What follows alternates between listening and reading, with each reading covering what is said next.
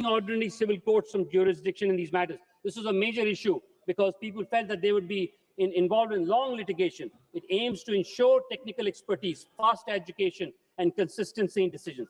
For affected communities, this offers a cleaner, more accessible path to compensation. In summary, Honorable Speaker, sir, this bill benefits the country by positioning or repositioning nuclear energy as a cornerstones of India's energy transition, industrial competitiveness, and technological self-reliance, while simultaneously strengthening safety, liability, and regulatory oversight. Its clause-by-clause design reflects an attempt to reconcile expansion with caution, investment with sovereignty, and innovation with public safety. As a legislative framework, it is factual, comprehensive, and aligned with both India's international commitments and its domestic development priorities. अध्यक्ष महोदय, मैं इस committee को और उन लोगों को साधुवाद देना चाहता हूं जिन्होंने इस बिल को निर्धारित किया है, क्योंकि इसमें प्रचुर मात्रा में मैं समझता हूं विशेषज्ञों का अनुपात है।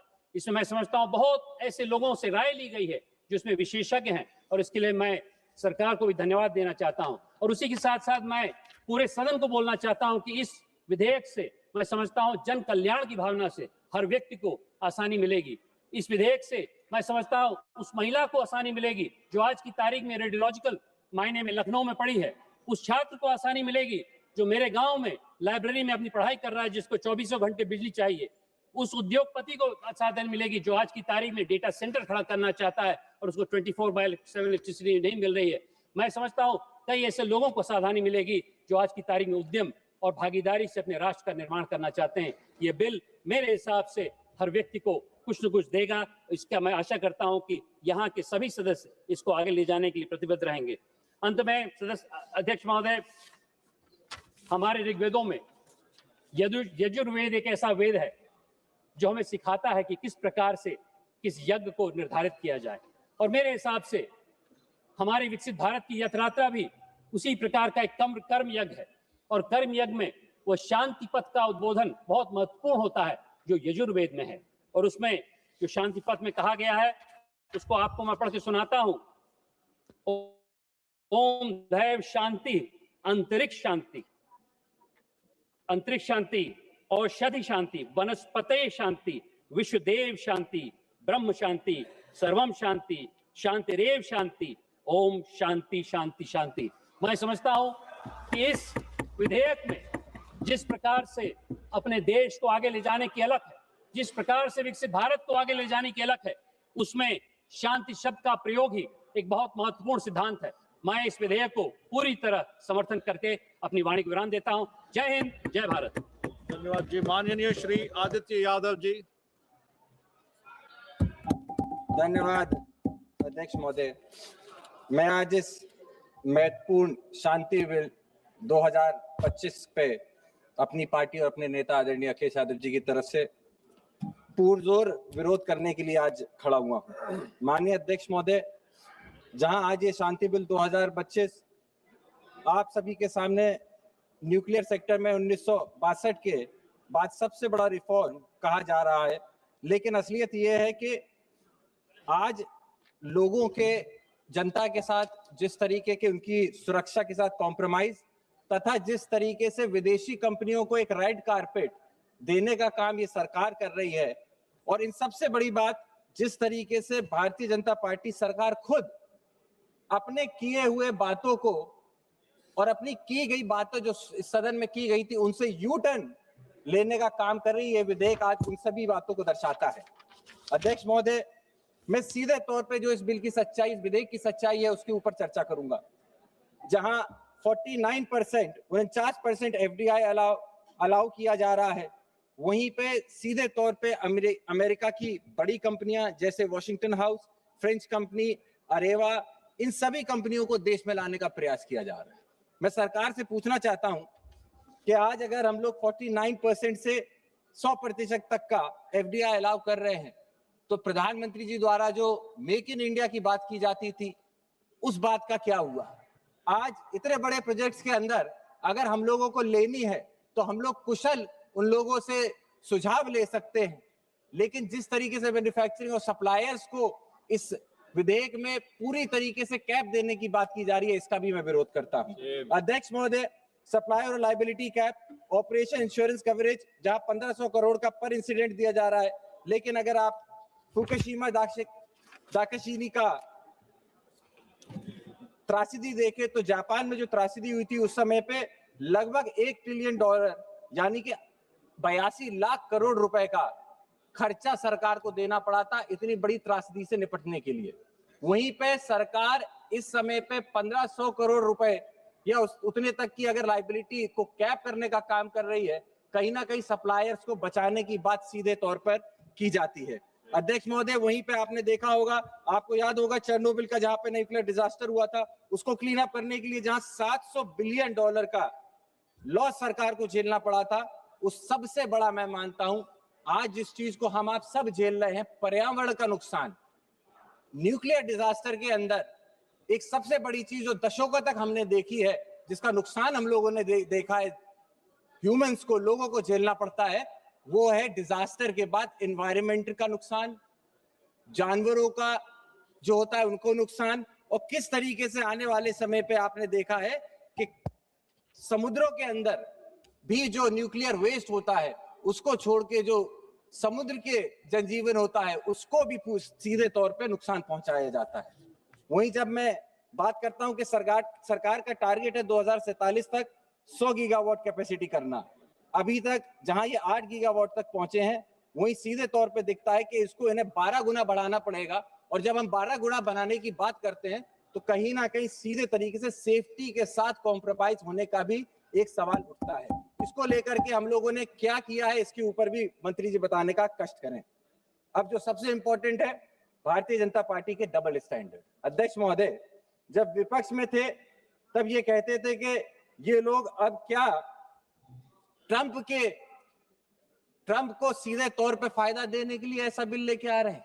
मैं इसीलिए ऐसा कह रहा हूं क्योंकि पूर्व में अध्यक्ष महोदय हमने देखा है कि अमेरिका की तरफ से जो टैरिफ हम लोगों के ऊपर लगाया गया, उसके बाद जिस तरीके का दबाव भारत सरकार के ऊपर बनाया गया, क्या कहीं अंदरूनी तौर पे भारत सरकार ये तो नहीं सोच रही कि ये रेड कारपेट देकर कंपनियों को, अमेरिकी कंपनियों और फ्रेंच कंपनियों को फायदा देकर जिस तरीके का टैरिफ का दबाव ट्रंप बना रहे हैं, उसको कहीं ना कहीं खत्म करने का प्रयास ये सरकार भी अंदरूनी तौर पे कर रही है, ऐसा हम लोगों को दिखाई देता है।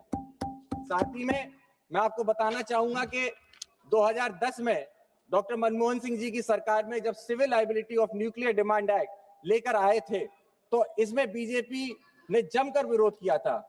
स्वर्गीय अरुण जेटली जी, जो उस समय में राज्यसभा के ऑपोजिशन के लीडर थे, उन्होंने 30 अगस्त 2010 में पार्लियामेंट में यह कहा था कि ऑपरेटर का राइट ऑफ रिसोर्स किसी रिटन एग्रीमेंट पर डिपेंड नहीं हो सकता है। अगर इक्विपमेंट में पेटेंट या लेटेंट डिफेक्ट हो तो सप्लायर की लायबिलिटी होनी चाहिए। इसमें आपको क्लॉज 17B की यूटिलिटी को सप्लायर डिस्ट्रॉय नहीं कर सकता। तो क्या जो उस समय पे 2010 में जेटली जी ने बात की थी, आप उसको भूल गए? अध्यक्ष महोदय, मैं जल्दी खत्म करना चाहता हूं, बहुत सारे विषय हैं। मैंने आपको कहा कि हम लोग बहुत कम विषय पे चर्चा कर रहे हैं।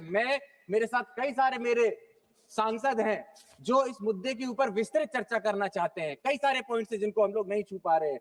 पब्लिक सेफ्टी की बात है, फॉरेन कंपनीज की इंटरेस्ट की बात है। वहीं पे आप देखा, जब मैंने आपको बताया कि किस तरीके की हिपोक्रेसी हो रही है कि आज जहां पर महोदय इस बिल की एटॉमिक एनर्जी एक्ट 1962 की civil liability for nuclear damage act 2010 दोनों को अपोज करता है, वहीं पे 63 इयर्स बाद, 63 साल बाद पुराना कानून जिसमें पब्लिक इंटरेस्ट को सबसे ऊपर रखा गया था, आज उसको खत्म क्यों किया जा रहा है? अध्यक्ष महोदय, मेरा आपसे अनुरोध होगा कि इसमें पूरे तरीके से प्राइवेट सेक्टर को ही लेकर आने का प्रयास कर रही है। आज सरकार की स्थिति अध्यक्ष महोदय ये है, पूरे तौर पे अपने लब्बो-लुबाब इस बिल को लाने का सरकार का ये है कि जिस फाइनेंशियल परिस्थितियों में आज ये सरकार फंसी हुई है, जहां डॉलर 90 से ज्यादा निकलता चला जा रहा है, इनके कंट्रोल से बाहर हो चुका है, ऐसे में जब इनके पास इन्वेस्टमेंट नहीं है, जब कोई भी कंपनी नहीं आना चाहती है, वहां ये डॉलर के लिए और बाहर की कंपनियों को अपने देश में लाके या इन्वेस्टमेंट और अपना जो डेट है उसको क्लियर करने का प्रयास कर रहे हैं। इसीलिए हम सभी समाजवादी लोग इस बिल का विरोध करते हैं और आने वाले समय में पुरजोर तरीके से विरोध करते रहेंगे। बहुत बहुत धन्यवाद। जय समाजवाद। Professor Saugata Rai ji, yes sir. बहुत अच्छा बोला sir. I shall be very brief. I've got only 5 minutes, and in that 5 minutes I oppose the Shanti bill. Sir, I oppose this because this bill opens up the nuclear power sector to private industry, both domestic and foreign. And also, their plan is to have Taj.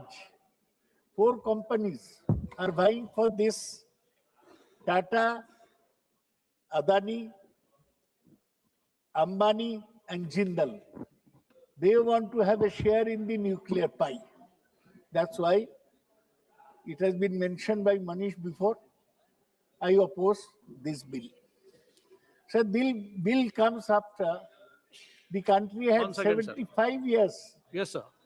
1 second, sir. Sir, Houses which are being named by the honorable member, direct or indirect mention in the entire text of the bill. So please, this should be removed from the record. you send it to Earlier select also committee. the member mentioned, so attaching motives without grounds will send a wrong message and bring the house into disrepute. Sir, I have not named anybody. I have named some titles: Taj, Tata, Honorable member has Ambani, just now Adani, named and 3 houses Jindal. and everybody Anyway, has heard it. Sir, that is not all my point. Professor Saugat Other Rai ji, 1 members second. will 1 second, speak on Professor this. Saugat Rai ji. All 1 I second. want to say, why I am I heard Honorable Minister raising this point 2 times during this discussion. Kindly refrain from taking any names directly because you don't have any basis to raise any names. So we will look into the record later, but please do not take any names.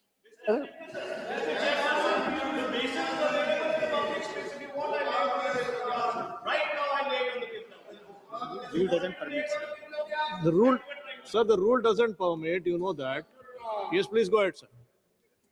Sir, the government is planning to have 100 gigawatts by 2047 through the nuclear route. It plans to have 22,000 megawatt by 2032. It says that it will reduce dependence on fossil fuels. But we must also remember that nuclear energy is a risky proposition. You know about the Chernobyl incident in Belarus, 3 Mile Island in the United States, and Fukushima in Japan. You are saying that if accident take place, maximum liability will be 300 million. I say that this should be increased to 500 million. Why? It should be such a small cap. Liability should be full. Sir, we have shortage both of nuclear raw materials. As you know, all these reactors are fission reactors, splitting the atom. We haven't developed the technology to have fusion reactors where you combine 2 atoms into 1. So these fission reactors have this problem, chance of accident. One should be careful about that. Sir, they say that this is to achieve low carbonization, 0 carbon emission by 2070. But if in the process this accident takes place, the whole purpose will be defeated. Some new boards have been taken up: Atomic Energy Regulatory Board, Atomic Energy Redressal Advisory Council, Nuclear Damage Claims Commission. It's all right to have such regulatory bodies. But basically, if you bring in the private sector and foreign investment, there will be a basic problem in the whole nuclear. We don't have enough nuclear raw material. We have some uranium mines in this country, but you know, sir, uranium has to be put into a centrifuge so that it becomes plutonium. And latest nuclear. Yes? Conclude kar do? Sir, former chief minister. Achha, No, sorry, you came up to plutonium. You want to go to Sir, thorium. Please go ahead. Yeah. it has to be put in a centrifuge. We are short of nuclear fuel. Now you are allowing import of nuclear fuel, import of equipment, and you are also allowing private parties to build nuclear reactors. So the whole thing should be considered afresh. The minister should send this bill without hurrying. He should not make haste or hurry. He should send it to a select committee. Let us consider all these aspects and then we can decide. That's why, sir, I oppose this bill and propose it be referred to a select committee. Thank you. Thank you, sir. Mananiya Shri Arun Nehru ji. Huh? Physics ka professor. Thank you, Speaker, sir. And thanks for the opportunity to present my views on the sustainable harnessing and advancement of nuclear energy for transforming India, which the short form is Shanti. And I think this is an oxymoron, sir. Nuclear energy has nothing to do with Shanti. You know, the powers that you deal with are extremely dangerous. So I think this is an oxymoron. So the first thing that I want to start with is motivation, sir. Now, irrespective of being from wherever politics we are, the motivation is simple, is very different for private enterprise, and it's completely different for public enterprise, sir. Now, the private sector is answerable to the shareholders, sir. Every year, the private sector's pursuit is the pursuit of profit through economy and through business. It's always profit at the end of the day. So the bottom line matters for the private sector, irrespective of in any other business, sir. We have seen it in warfare scenarios. We have seen it in where humans have gone to inhuman ways to seek profit. So private enterprise in this particular scenario, it's still pursuit of profit, where public sector has a different motivation, sir. Public sector, it's state obligation. It's the obligation of the state. It's the prestige of the state to preserve and nurture and to showcase to the world that we're actually better off. And we have. In fact, in the last so many years, the atomic establishment in the country has been one of the finest in the country, and we have showcased ourselves to be a safe, responsible nuclear power. And now, one of the things is it's the commitment of the sovereign. So we take so much care, irrespective of the politics, to ensure that our image through the nuclear deterrence is actually shown to be a world, to be a responsible power. Now, I will also want to tabulate the difference between a private enterprise and public enterprise across various industries, sir, and the outcomes that has happened because of a policy change allowing private enterprise to come in. I'm not against private enterprise, sir, but I want to point out to House in certain sensitive segments where the pursuit of profit has actually caused harm rather than, productivity in this country. You take energy, sir. Now, energy, there are a number of incidences where tragedies have happened, but let me stick to economics of the energy now. In the last 10 years, the cost of electricity that is being consumed by the consumers has actually increased by 25%, sir. When there's more private enterprise commissioning plants, which is a good thing, but the outcome of it is you have cost increase by 25%. On the public enterprise, we have superb enterprises like the NTPC, CIL, and GAIL, thanks to the stalwarts of liberalization who actually gave these products to us. Second, finance. In the industry of finance, private sector has come up with innovation in finance in a number of ways. There have been so many good things, but I also want to point out that corporate write-offs in the last 10 years is increased by so many times, sir. I'm not trying to say that it is wrong, it's right, but an outcome of a policy which is allowing private players to pursue profit is actually corporate write-offs, where on the other side, we have companies, we have institutions, I would say institutions, public institutions, not even companies, like SBI and LSE, pursuing the public thing. The last thing that I want to, two more things, sir, is food and agriculture. You see, one of the outcomes of the private enterprise coming in is the shortage of fertilizer. I mean, it is because of so many other reasons, but one of the reasons is because the private has a very large share of fertilizer production in this country, and that is one of the consequences of having a shortfall in the last season of shortage of fertilizer. On the other hand, we have TN's horticulture mission, which is actually have policies to enable the largest per capita production of vegetables in the country, sir. The last point we have, in this case itself, nuclear, you have Fukushima and you had Chernobyl happen, which again is Fukushima is again a private enterprise, sir. Japan, a country with much higher technical capabilities because of their history, has actually shut nuclear production for a long period of time. So I want the House to note that even with technical expertise, this has to handle with utmost caution. And now we have on the other side, public enterprise of Kalpakam Nuclear Energy, where fast breeder reactors technology have been pursued, and it's still safe, and no incidences have been reported in the Kalpakam, sir. Now, a very important point is the risk profile, right? Whenever our country has, is open, it's liberal, it's trading in dollars, we're exporting, we're importing. One of the things is that this bill opens up litigation to international forums. Previously, it was supposed to be within the jurisdiction of this country, and our courts had jurisdiction over nuclear incidences. What I want to point out here is this, sir, that it will have an implication when our private enterprise or when a country borrows in dollars, because our risk profile is also tied up to any of the litigation that may come up in the future. And because litigation and insurance is about future products, it's about a future risk.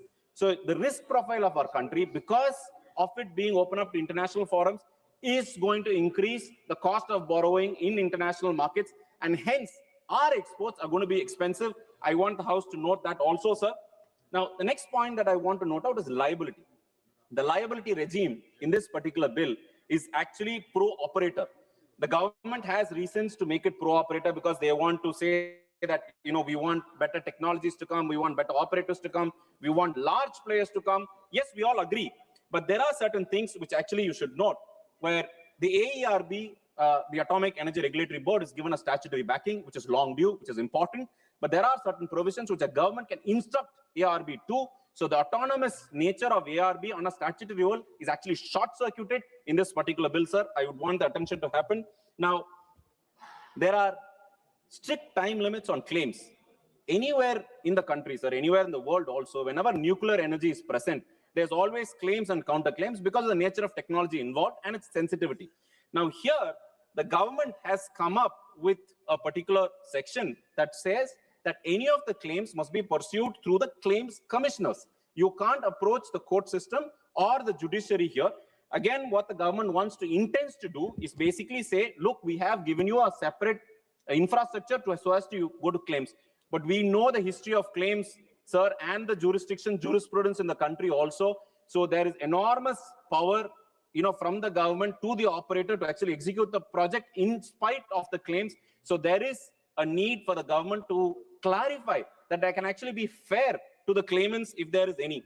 Now, that is under clause 70, sir, where there's no, clause 70 says there is no individual settlement.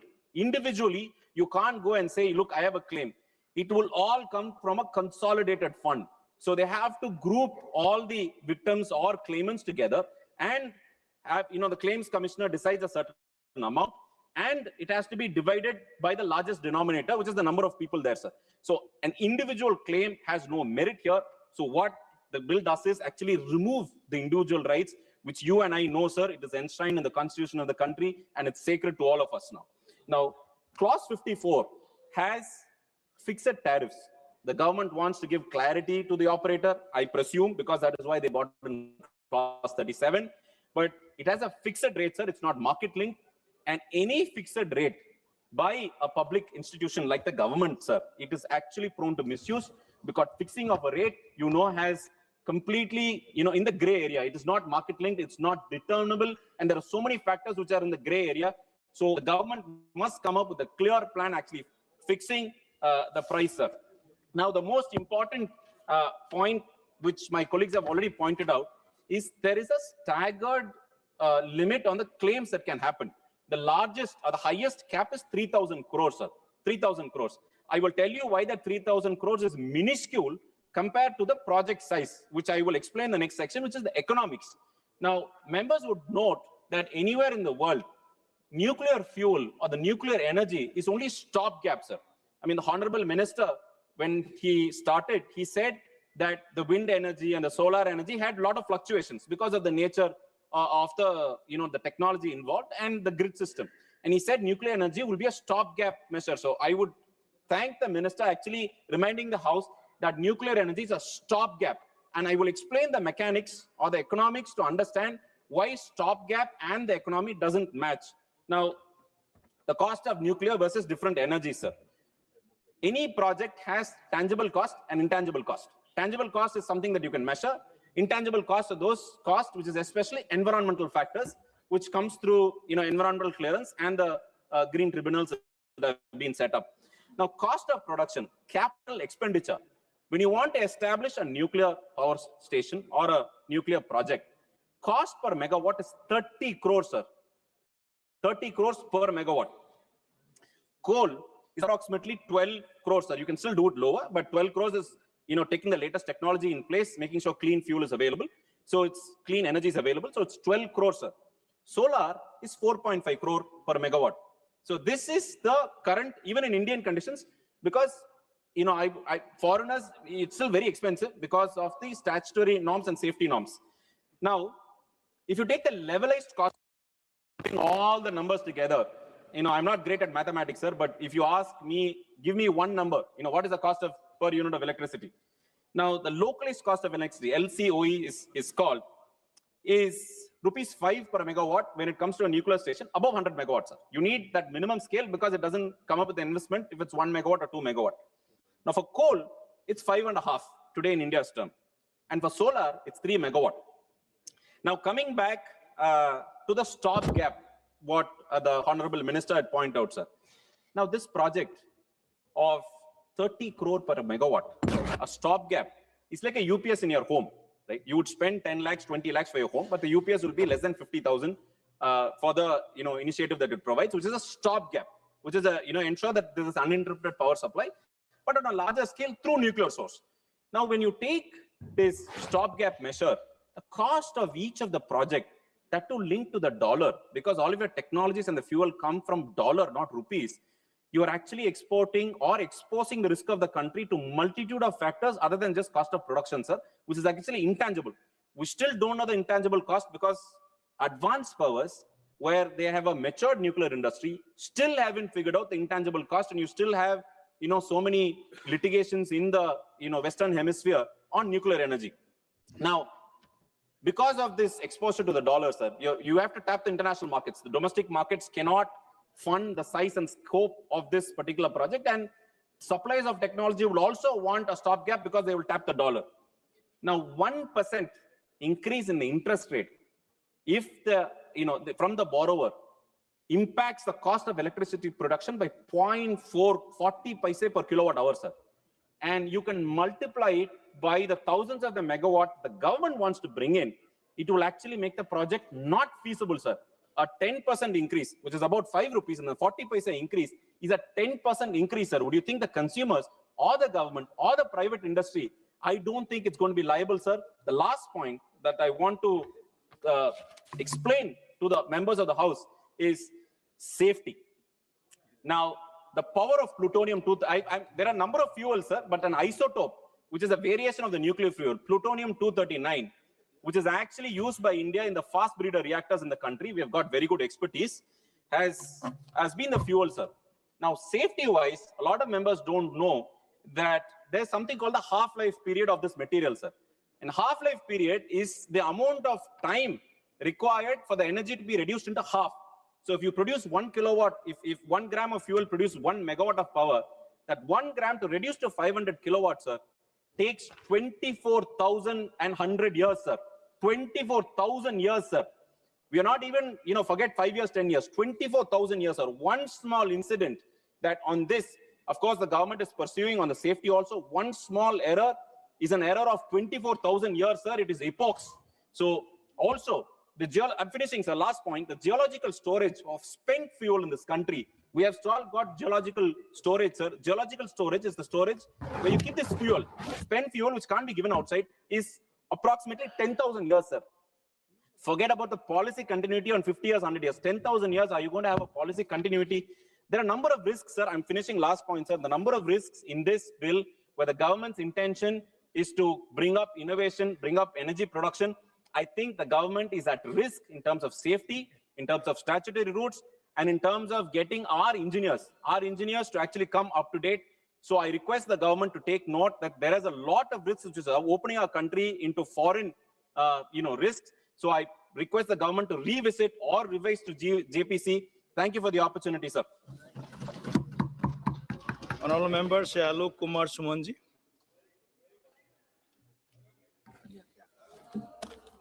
धन्यवाद सभापति महोदय। मैं आपका आभार व्यक्त करता हूं कि आपने लेजिस्लेटिव बिजनेस के इस महत्वपूर्ण विधेयक the sustainable harnessing and advancement of nuclear energy for transforming India bill 2025 पर बोलने का मौका दिया। यह बिल देश के परमाणु ऊर्जा को नियंत्रित और सस्टेनेबल उपयोग की दिशा में एक महत्वपूर्ण प्रगति की पहल है। इस विधेयक का मुख्य उद्देश्य एटॉमिक एनर्जी एक्ट 1962 और civil liability of nuclear damage act 2010 को रिपील करना है। इससे देश की वर्तमान और भविष्य की ऊर्जा की आवश्यकताओं को सस्टेनेबल रूप से पूरा किया जा सकेगा महोदय। वर्तमान विधेयक का अनुमोदन होने से परमाणु ईंधन में आत्मनिर्भरता और परमाणु ऊर्जा को संचालित करने में सहायता मिलेगी। हम यह कह सकते हैं कि सरकार स्वच्छ ऊर्जा सुरक्षा और भविष्य में आने वाली ऊर्जा आवश्यकताओं को पूरा कर सकेगी। 24 घंटे विश्वसनीय विद्युत आपूर्ति प्रदान करने के लिए परमाणु ऊर्जा से बहुत सहायता मिलेगी महोदय। अगर हम विश्व की सस्टेनेबल डेवलपमेंट गोल्स की बात करें तो भारत एनर्जी सेक्टर में सस्टेनेबिलिटी स्थापित किया है और वर्ष 2070 तक डिकार्बोनाइजेशन ऑफ इकोनॉमी के लिए देश की रूपरेखा तैयार किया गया है। 2047 तक 100 गीगावाट परमाणु ऊर्जा क्षमता प्राप्त करने के लिए लक्ष्य रखा गया है, जो वर्तमान में 7.5 गीगावाट है। इससे स्वदेशी परमाणु संसाधनों का पूर्ण उपयोग होगा तथा सार्वजनिक और निजी क्षेत्रों की सक्रिय भागीदारी सुनिश्चित होगी। मेरा विश्वास है कि हम दूसरे देशों को भी परमाणु ऊर्जा की सही उपयोग के लिए सहायता कर सकते हैं। महोदय, 2047 तक बिजली की जरूरतों में 4 से 5 गुना की वृद्धि का अनुमान है। हालांकि नवीनीकरणीय ऊर्जा स्रोतों का विस्तार हो रहा है, लेकिन वे अकेले बेस लोड डिमांड पूरा नहीं कर सकते। अतः यह आवश्यक है कि परमाणु ऊर्जा को मुख्य साधन बनाया जाए। इसलिए 100 गीगावाट एटॉमिक एनर्जी के लक्ष्य को प्राप्त करने के लिए हमें प्रति वर्ष 4 गीगावाट उत्पादन करना होगा। महोदय, मैं यह बताना चाहूँगा कि NPCIL अपनी सहायक कंपनियों के साथ मिलकर घरेलू अंतर्राष्ट्रीय साझेदारी का लगभग 100 गीगावाट का लक्ष्य को लगभग आधा हिस्सा हासिल करने का लक्ष्य रखती है। NTPC के संयुक्त उद्यमी अश्विनी माही बसवाड़ा में 700 क्षमता वाले 4 PHWR के निर्माण का बीड़ा उठाया है। इन सभी गतिविधियों में इस विधेयक से सहायता मिलेगी। महोदय, जैसा कि हम सभी जानते हैं, डॉक्टर होमी भाभा के द्वारा परमाणु ऊर्जा की शुरुआत की गई। कई आशंकाओं के कारण देश के परमाणु विस्तार में प्रतिबंध भी लगा, लेकिन मजबूत सरकार ने सारी चुनौतियों को सामना किया। महोदय, आज हमारे माननीय प्रधानमंत्री श्री नरेंद्र मोदी जी और हमारे बिहार के माननीय मुख्यमंत्री श्री नीतीश कुमार जी के मजबूत नेतृत्व में सरकार परमाणु ऊर्जा क्षेत्र में अनेकों उपलब्धियां हासिल करने की दिशा में आगे बढ़ रही है।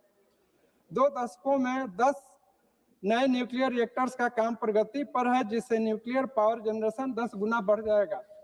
महोदय, वर्तमान विधेयक के चैप्टर 2 में grant of licence and safety authorisation की बात की गई है।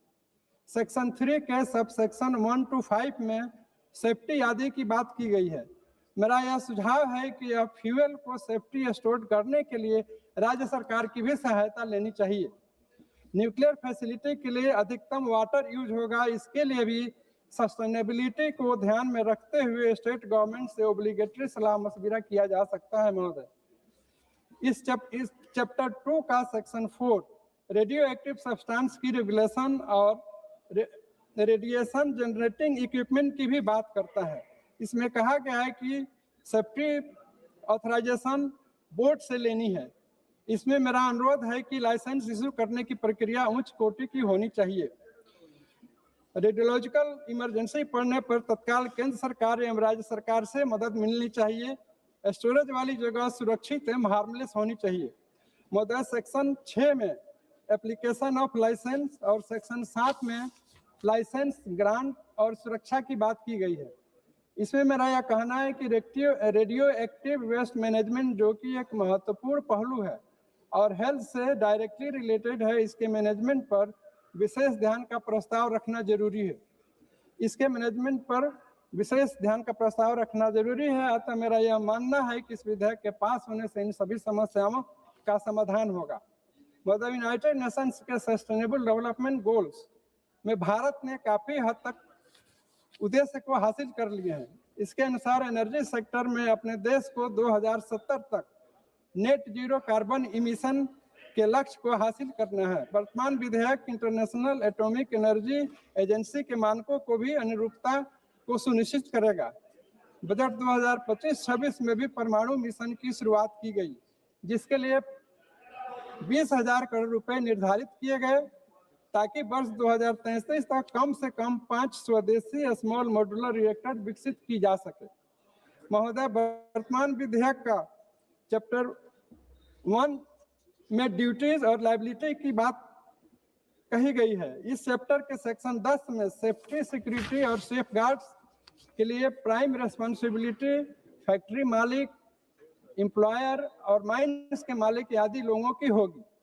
इसमें मेरा यह कहना है कि जो भी रिपोर्ट्स या रिटर्न्स केंद्र सरकार की जानकारी के लिए भेजी जाए, उस पर एक्सपर्ट लोगों से ही विचार विमर्श किया जाना चाहिए। महोदय, सेक्शन 11 में ऑपरेटर ऑफ न्यूक्लियर इंस्टॉलेशन करने वाले की जिम्मेदारी होगी।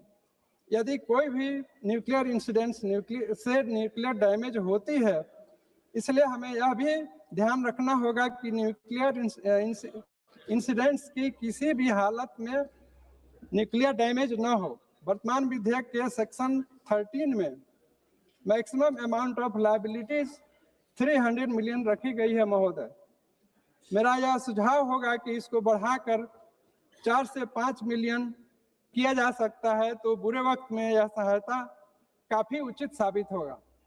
महोदय, इन्हीं शब्दों के साथ मैं इस बिल का समर्थन करते हुए अपनी बात को समाप्त करता हूँ।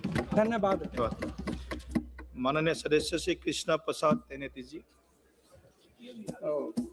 Honorable Chairman, sir, thank you very much for giving me this opportunity on speaking such a wonderful and very, very important and watershed bill for this year 2025.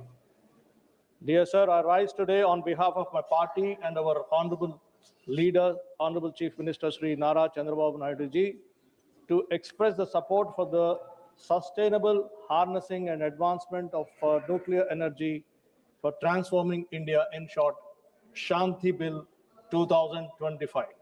The very name, sir, of this bill reflects our nation's resolve to harness nuclear energy responsibly and strategically for national development and long-term sustainability in line with the aim of an Atmanirbhar Vikasit Bharat by 2047. Honorable Speaker, sir, our country's journey in atomic energy is deeply rooted in scientific temperament and national foresight. Dr. Homi J. Bhabha, the architect of India's nuclear program, viewed atomic energy as a driver of development and self-reliance.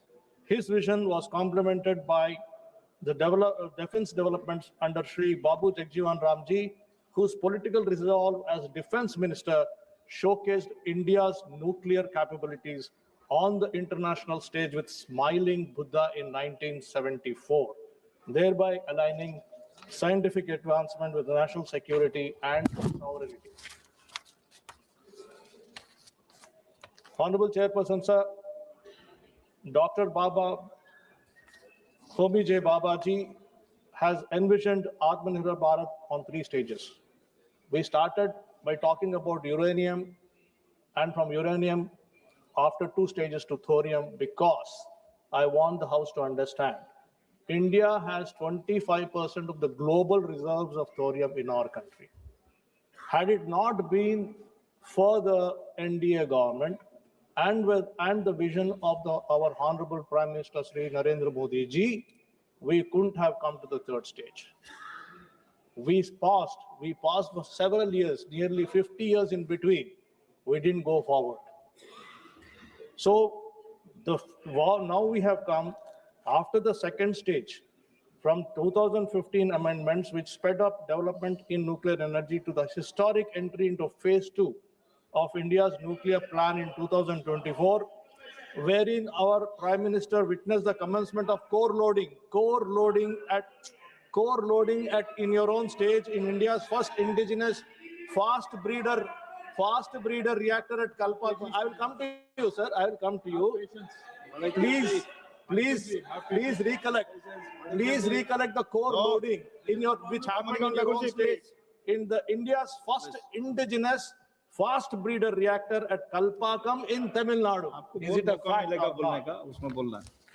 Honorable Chairperson, sir, globally speaking, where are we? Globally speaking, where are we?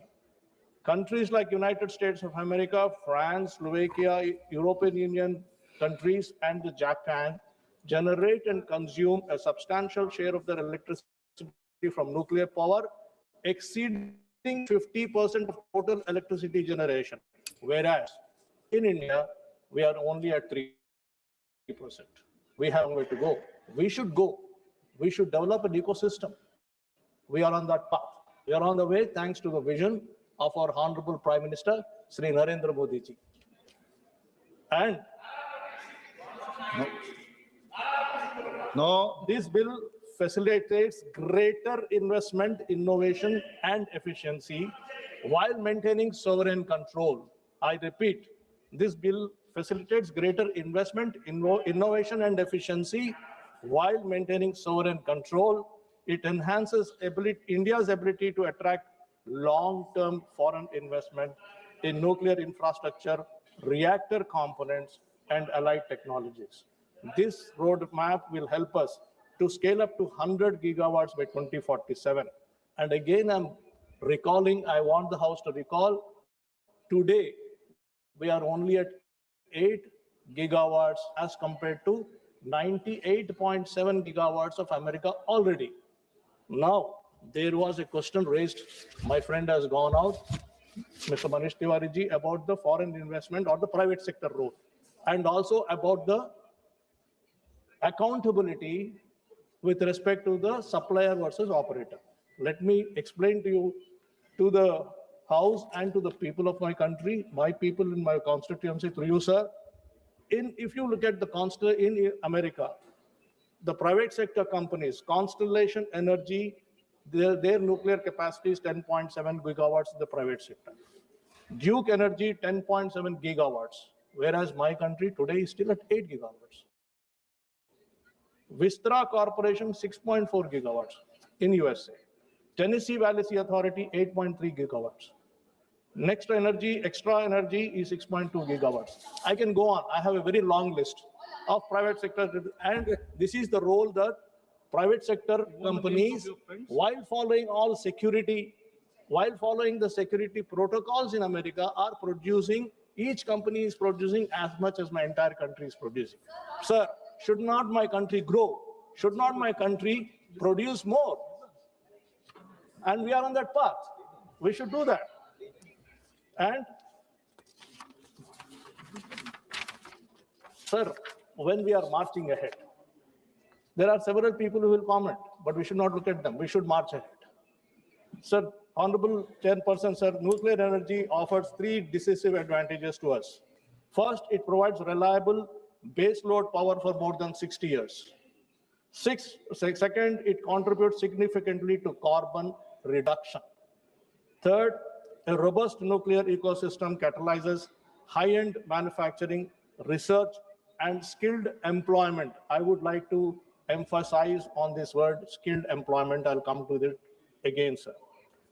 Honorable Chairperson, sir, I wholeheartedly welcome and support the emphasis this bill places on research, development, and innovation, especially in regards to using nuclear energy for research into next generation technologies focused on healthcare and agriculture. Clause 9 of the bill promotes research, development, design, and innovation in matters related to nuclear energy and radiation for peaceful purposes, while Clause 38 allows for patents in for the same. This is in line with the government support for more than 15,000 crores for research, development, and innovation, further spurring the growth of scientific temper and research in our country. Finally, sir, with respect to the liability and accountability, My observation is, all of us are here can recall the then Congress government of the 1980s, under incompetence in handling the Bhopal gas disaster, the world's worst industrial disaster, which led to generations of thousands of families suffering while those responsible for the disaster were allowed to fly out of the country. Exactly from this point of view, today we are now talking about this great bill where the entire onus is on the operator. No operator can run away from this country, and that is, he has to literally take care of all this. So therefore, right from the day one, from the day of supplies itself, the operator will have to be very, very careful, not only from installation of the plant, but also to the operation and the process of the entire process of generating power. Finally, sir, my final suggestion is, I would like to make a request to you, sir, through the Honorable Minister and to the government.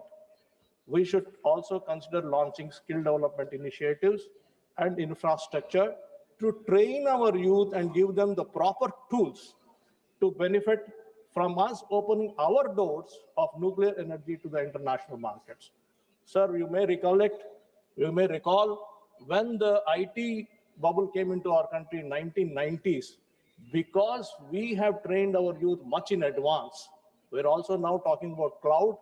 Because we are training our youth much in advance, not only we are taking care of the requirements in our country, but we are also sending our youth all over the world, all over the globe to take care of this industry, sir. So therefore, my request is, while BARC and NPCIL operate training schools, fellowships, and retraining schemes for engineers, scientists, and technicians, we must boost their efforts by upgrading and expanding the existing skill development programs of public infrastructure. Our youth should be trained to contribute globally in this industry also. In this spirit, sir, I would like to propose establishing a center of excellence in nuclear energy research and skilling in my home state, Andhra Pradesh, and new training programs and skill centers across our country, especially in my constituency, Bapatla, sir. Finally, in conclusion, sir,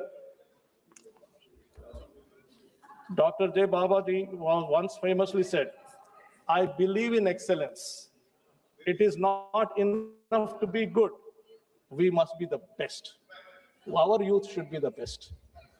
Inspired by this spirit and encouraged by our NDA government's strong track record under the leadership of our Honorable Prime Minister Shri Narendra Modi ji over the last decade, I stand in support of this bill and our vision for Atmanirbhar Vikasit Bharat and Swarnandhra Pradesh. Thank you so much, sir. Thank you, Honorable Member. माननीय सदस्य श्रीमती सुप्रिया सुले जी. Thank you, sir, for giving me the opportunity to speak on the sustainable harnessing and advancement of nuclear energy of transforming India bill, sir.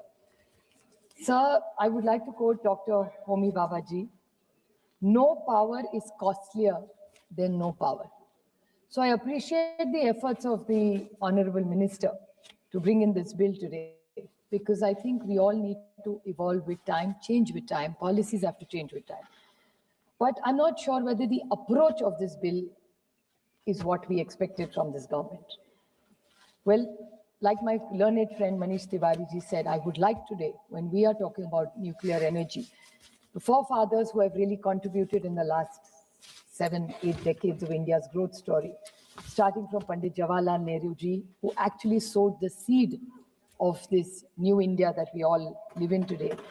Dr. Homi Bhabha, Vikram Sarabhai, Dr. Manmohan Singh ji, and I wish my learned friend Krishna Teni ji, in his speech, he talked about the thorium changes that he wants.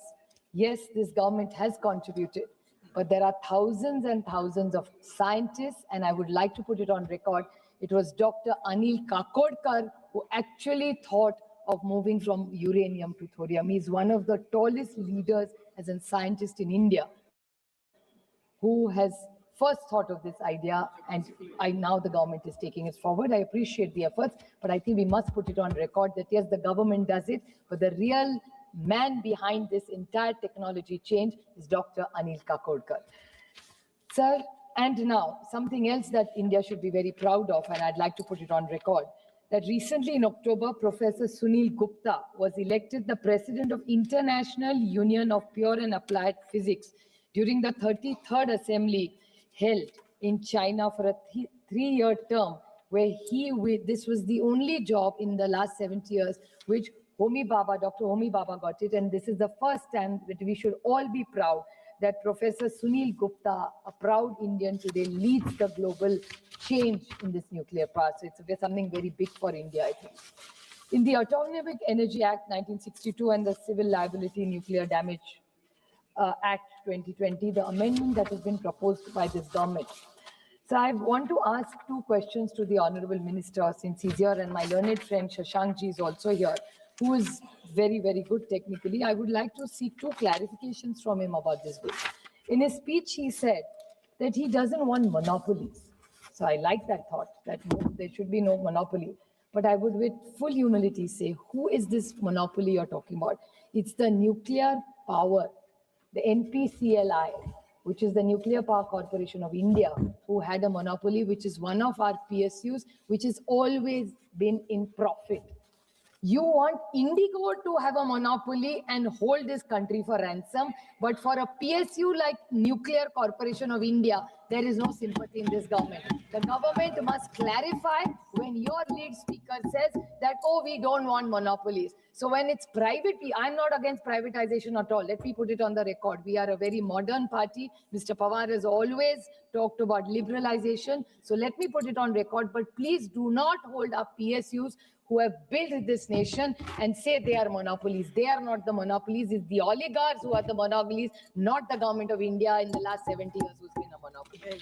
Another thing that he mentioned, which is very important, we need to put it on record, since you want private players to invest in this company, it's very important to clarify. He said R&D will remain with government. Will R&D only remain with government? That needs to be clarified, because it came from the Treasury bench that R&D will remain. So I seek a clarification from the Honorable Minister that it's very important that when a Treasury bench says that it will remain, it's very, very alarming to hear that. The other few issues which need to know that NPCIL, the Nuclear Power Corporation of India, has done outstanding work in this country. They started the fleet mode. We've had amazing reactors that this government has built over the last 7 decades. So every government has contributed to this growth story of nuclear power. But I would like to ask, what is the future that the government plans? Because Dr. Kakodkar proposed uranium to thorium. Mr. From Chandra Babuji's party, he was talking about uranium to thorium. I appreciate what you said, sir. But what is the plan this government has specifically made? Because this whole fuel price, why are we looking for this energy mix to bring the cost down? Now, we have a lot of thorium in this country. And one biggest asset that the thorium has is it is proliferation resistant. So if it is resistant, then are we going to promote it is a clarification, because all the people who you want to invest, we need to know, because he was talking about only American corporations when he was taking names. I mean, I'm a little worried after hearing that. I'm not against any country. Anybody who invests for the growth of India, we must, with changing times, the world has become flat, sir. So I would like to say that all those American corporations' names were quoted. So I'm little scared and worried that Professor Roy said maybe Indians are going to benefit, but after hearing an ally speech was only Americans benefited. I don't mind as long as Indians are benefited, but I hope India benefits. We don't mind foreign companies benefiting, but we must be very clear about that. So another case is, I would like to highlight, sir, 2-3 very small points. I would like to clarify, because Jaitapur is in my, you spoke about Tamil Nadu, the growth in, we should compliment the Tamil Nadu government for all the work they've done in nuclear with the government of India. But Jaitapur is a project which came in my state, sir. Jaitapur is a project which, Jaitapur nuclear power project, which still, you have also been in power, we've started it. But in the last 11 years, somehow this government has not been able to take it forward. So when you're looking at growth story, what about Jaitapur and how are you going to do it? So talking about office, I would like to give one small point, since I will just make two very short, I won't repeat any other point. Sir, when you talked about the right to recourse, about suppliers' accountability, I would like to say the supplier liability. I'm not, the supplier is as guilty if there is a crisis. It cannot be a supplier immunity. And I would like to quote Sushma ji and Arun ji. with great respect, I would like to quote Arunji's statement. Well, he had also said the same thing. So I want to remind this government about what Sushma ji and Arunji said. It was in 2010. He was the LOP in Rajya Sabha, and Arunji had said that in the Supplier Immunity Act, he fought to remove the word and to ensure suppliers cannot escape the law. Okay. My point is the supplier has to be liable. So it is supplier liability. There cannot be supplier immunity. So much material goes into this. So please don't do it for us, but at least do it for what this party stands for, because your tallest leaders have been Sushma ji and Arun ji, who have actually brought you to power. So please don't pack that. One last two small points are this capping of financial liability of operators. How can you put a cap of 3,000?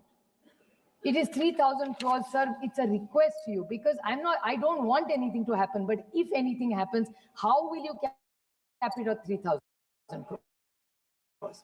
I think that's how will you calculate it at 3,000 crores? Have you come to this?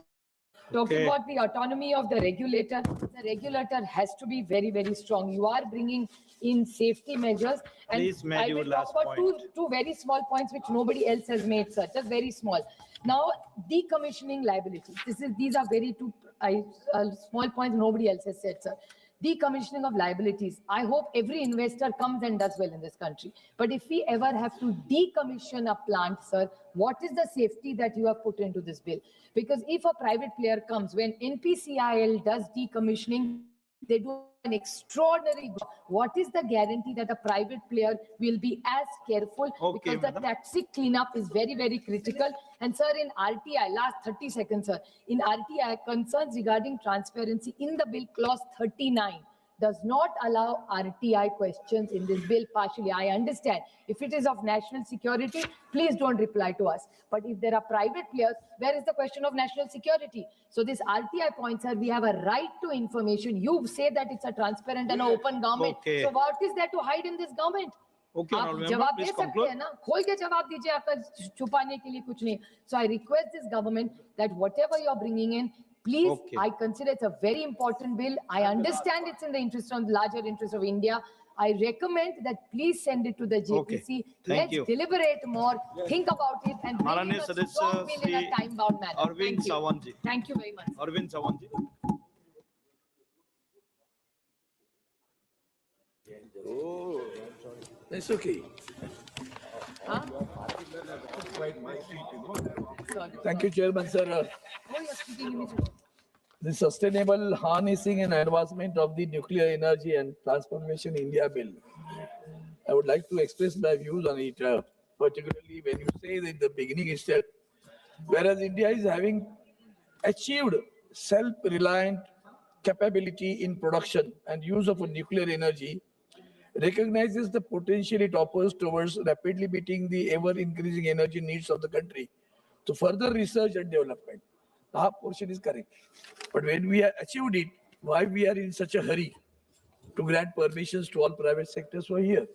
Number of people must have spoken about it. I will just point it out, certain things which are to be taken into consideration, because the bill, the Shanti bill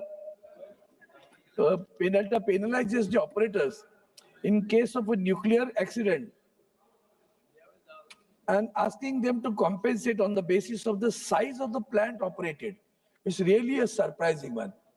How can you relate the size of the operation with the damage? Exactly. There's really, we have experienced what has happened in Bhopal. Union Carbide, how they escaped from all those things. They could not be penalized till date. And here also some provisions are there, which I'm going to point it out to you, sir. Particularly, I'll go directly because I know the time, you won't permit me a lot of time, but then I'll go to that. What is required and what is missing in here? Dilution of a liability and accountability. Removal of a supplier liability means what exactly? Victims may not be fully compensated. Faulty suppliers may escape responsibility. Risk is shifted for corporation to citizens of the state. Safety risk with private operators Nuclear power is not an ordinary commercial activity. Profit-driven operators may compromise on safety unless oversight is extremely strong. Low compensation ceiling. Then the regularity independence question. Is the nuclear regulator truly independent from operators and the government? Without autonomy, safety enforcement may weaken. Public consent and federal concern. Sir, we are facing in Maharashtra, Jaitapur, you know it. The concern of the public, the consent of the public is opposing it, and still we are forcing them. And that is what we need is that the fisherman community is really having, I mean, they are having a fear about it. What is about the tomorrow? What is about the fate of their life? If the water which enters into the sea has a very high temperature, and then naturally the temperature of the water is going to increase. And if the temperature of the water increases, it is going to reflect on the production of the fish also there, and it is going to reflect on the earnings of the fishermen over there on the coastal line. And that is what a very serious issue. And that is the reason they was opposing it consistently. And therefore public hearings should be given. Nuclear waste is another issue, serious issue. Sir, it has observed, we have, nowadays we are talking about even electrical vehicles. Nobody thinks about the battery. The battery is not perishable, sir. Who's going to do that? That battery is going to create a problem. We cannot perish the battery. And nobody is having a concern. When I was industry minister, I brought it to the notice of the people. Okay, for a pollution-free, we want that the battery-driven vehicles are required. But at the same time, who is going to do that? What is the waste of the battery? Nobody has thought it till date, sir. That is what is very concern over here. And therefore, how does the government ensure that the private operators have maintained the same safety culture as public sector units? The public sector, you see, we are doing a construction at Vadwan port, and the Tarapur reactors are very close to the Vadwan port. Have you ever thought of his safety? A drone can come from the Vadwan Bandar and watch the Tarapur entire reactors over there.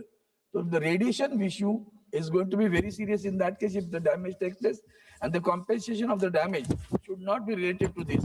And finally, sir, two major points which I have come across, a rather surprising one. This is the point, sir. The clause 81 bill provides for exclusion of jurisdiction of civil courts. It provides that the civil court shall have a jurisdiction to entertain any suit or proceeding in respect of which the central government provides that no civil court shall have jurisdiction to enter any suit or the proceeding in respect of which the central government, the board, the Nuclear Damage Claims Commission or Claims Commissioner is empowered to adjudicate. Under the bill, it further provides that no injunction shall be granted by any court or other authority in respect of any action taken or to be taken in pursuance of any power conferred by or under the bill. Oh my goodness, it is like the Commissioner of the Election Commission. He is being given freedom. He will not be questioned his authority. This is what we are providing here also. 82, 81, 82 again. The bill provides for protection of action taken in good faith. What do you mean by good faith? Who is going to question that good faith? It's a good faith. I have taken action against the good faith. It provides that no suit, prosecution, or other legal proceeding shall be against the central government or the board or the council or any person acting on behalf for anything which is in good faith done or intended to be done under the bill or the rules and regulation measures thereunder. Both these provisions are very serious, sir. And I am really, that's the reason I think my colleague Supriya ji has also said that why not send the bill to the JPC?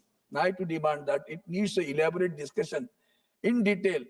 Elaborate discussion is required, and therefore it should be sent to the. Otherwise, see, I know that the privatization is very very loving issue, very very concerned issue, because there are industrialists who are very close to, and you feel that once the freedom is given, they'll go on producing the electricity power for the country. This is not so.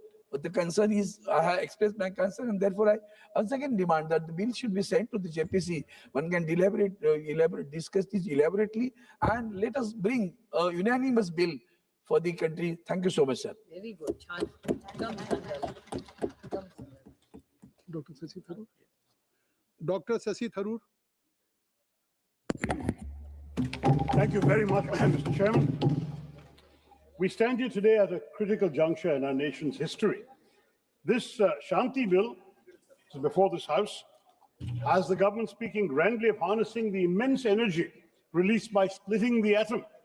Yet it seems to have failed to expend even a fraction of that energy in drafting a bill that is coherent, rigorous, and not full of loopholes. This is full of loopholes. Where the late Pandit Nehruji had laid the foundations for our nuclear program, and Dr. Manmohan Singh ji carried the Indo-US nuclear deal of 2008 across the last mile and lifted India out of isolation into an era of strategic confidence in nuclear power, this bill now confronts us with a disappointing reversal, as a vision that once expanded horizons gives way to ambiguity, deepens uncertainty as to whether and where India's nuclear power framework is really headed. I have high regard for the Honourable Minister who's here today, but there are serious errors and omissions that other speakers have already pointed out. We have mastered nuclear fusion and fission, but not apparently legislative precision. The Shanti Bill is a milestone, Mr. Minister, but for the wrong reasons. It is written with exceptions, heavy on discretion, and largely indifferent to public welfare. I'm not sure, Mr. Chairman, whether it is a nuclear bill or an unclear bill.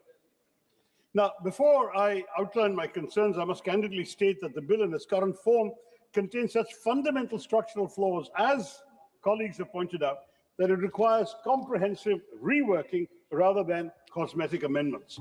Ideally, it should have been referred to a committee, a standing committee, or a joint parliamentary committee for further consideration. But if we are going to discuss it today, sir, let me enumerate my critical concerns. The very preamble of the bill, which I have here, characterizes nuclear energy as a, quote, clean and abundant source for electricity and hydrogen production. No quarrel there, and I'm not against nuclear energy myself. But this language is dangerously misleading because it completely neglects the serious, massive, and irreversible risks from radioactive leaks, long-lived nuclear waste that remains hazardous for millennia, and, of course, the potential for catastrophic accidents. Moreover, India's usable uranium reserves are finite.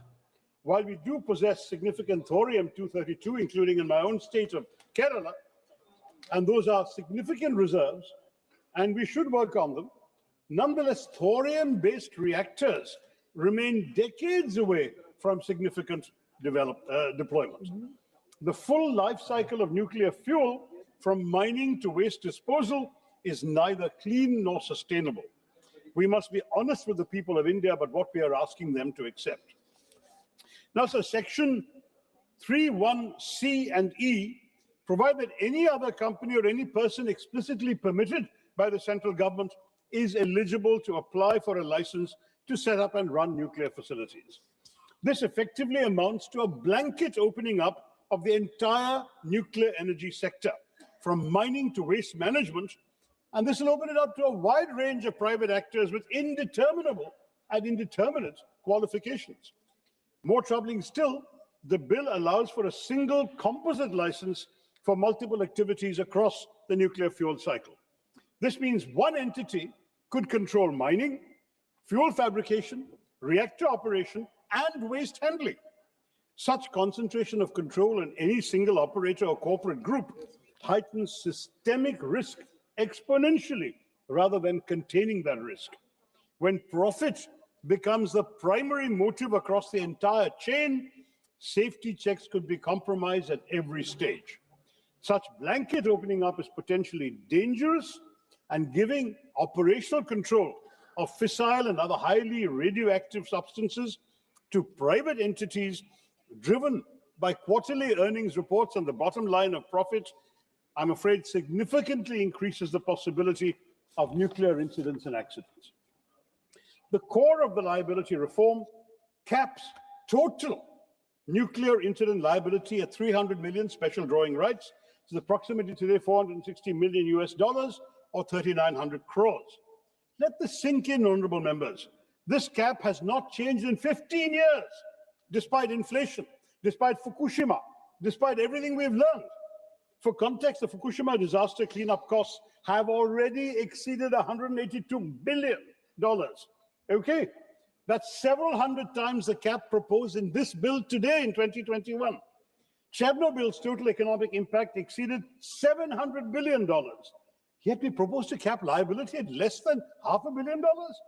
This is grossly inadequate when measured against the potential long-term health, livelihood, and environmental costs of any serious accident. This is not a safety net, Mr. Minister. It is a trapdoor through which victims could fall into decades of legal battles and inadequate compensation. The bill also removes the earlier provisions where the operator had the right to recover compensation from equipment suppliers. This means that even if an accident occurs due to faulty design, substandard parts, or negligent manufacturing by a supplier, that supplier walks away while Indian taxpayers have to bear the entire cost. This might, in cases of serious accidents, strain our economy significantly. We are effectively subsidizing the risk for private international corporations while they retain all their profits. The state underwrites catastrophic risk, Mr. Chairman, while private operators maximize returns. What kind of law is this? Chapter 3, Section 14(1)(a) makes the central government liable where the liability exceeds the amount of liability of an operator. In effect, public funds, our money, taxpayers' money, will compensate for all the damages caused by private facilities. This provision does nothing but further dilute corporate accountability for systemic failures. And Section 42 overrides the Occupational Safety, Health and Working Conditions Code for nuclear facilities. So nuclear workers are removed from our country's general labor safety framework. Is this fair, Mr. Minister? The bill imposes a 3-year period for filing compensation applications, with extension of the right to claim set at 10 years for property damage, 20 years for personal injury. Now, given the long latency periods of radiation-related diseases, cancers can appear 20, 30 years after exposure, and intergenerational genetic impacts, these limitation periods are frankly shamefully restrictive. They will exclude many genuine victims who develop serious health impacts only after years of exposure. Children exposed to radiation who develop leukemia at the age of 25 will find they have no legal recourse. This is not justice, Mr. Chairman. This is a statute of limitations designed to limit liability, not to compensate victims. इस bill के हर वादे के पीछे एक कीमत छुपी है, mister minister, और अक्सर ये कीमत वही चुकाता है जिसका फैसलों में कोई हिस्सा नहीं होता। पर उन वादों की कीमत तुम क्या जानो सरकार, यही मेरी चिंता है। Here perhaps is the most egregious provision of all. Negligence by an operator or person is recognized as a cognizable offense, but only a person duly authorized by the central government or the Atomic Energy Regulatory Board can file a complaint. Let me stress this, sir. This means that if a nuclear facility operator is criminally negligent, affected communities cannot file a complaint. Civil society organizations cannot file a complaint. Even state governments cannot directly initiate criminal proceedings against the operator. This effectively excludes those most affected from seeking justice and concentrates gatekeeping power with the very institutions that have failed in prior oversight.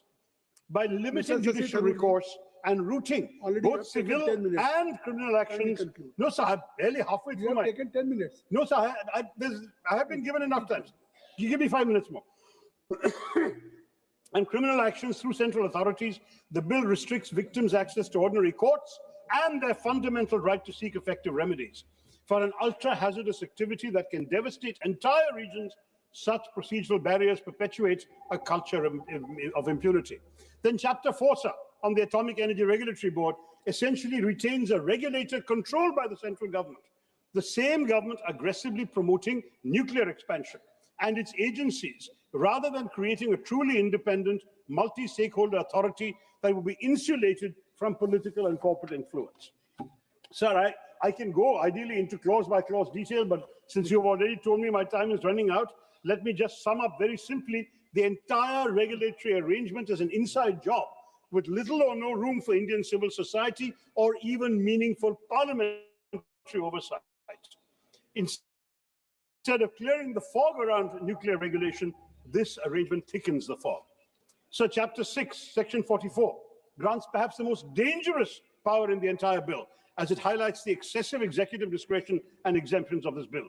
It allows the central government to exempt any plant from the requirements of license or liability if, quote, the risk involved is insignificant, unquote. The term insignificant risk is not defined anywhere. It's left entirely to the executive. This provision essentially negates the entire framework of the bill, sir. It creates a backdoor through which any facility can escape oversight if the government deems it convenient. Your point is so give me 3 minutes. This kind of broad subjective exemption power undermines the very safeguards the legislation claims to establish. It will provide laxity in due diligence in a hugely critical sector. And private players will lobby for exemptions to engage in profiteering at the expense of public safety. We cannot justify this under any democratic framework. Multiple sections are granting sweeping powers on vague grounds. The bill lacks enforceable public participation mechanisms, no mandatory public hearings before licensing, no environmental impact assessment disclosure periods, no community consent mechanisms, no regular public reporting of safety inspections or radiation monitoring, no mandatory tabling in Parliament. Kunalji, you have given 7 names. Sir, from your party, you have given 7 names. That's why I'm requesting. So I'll conclude in 2.5 3 minutes.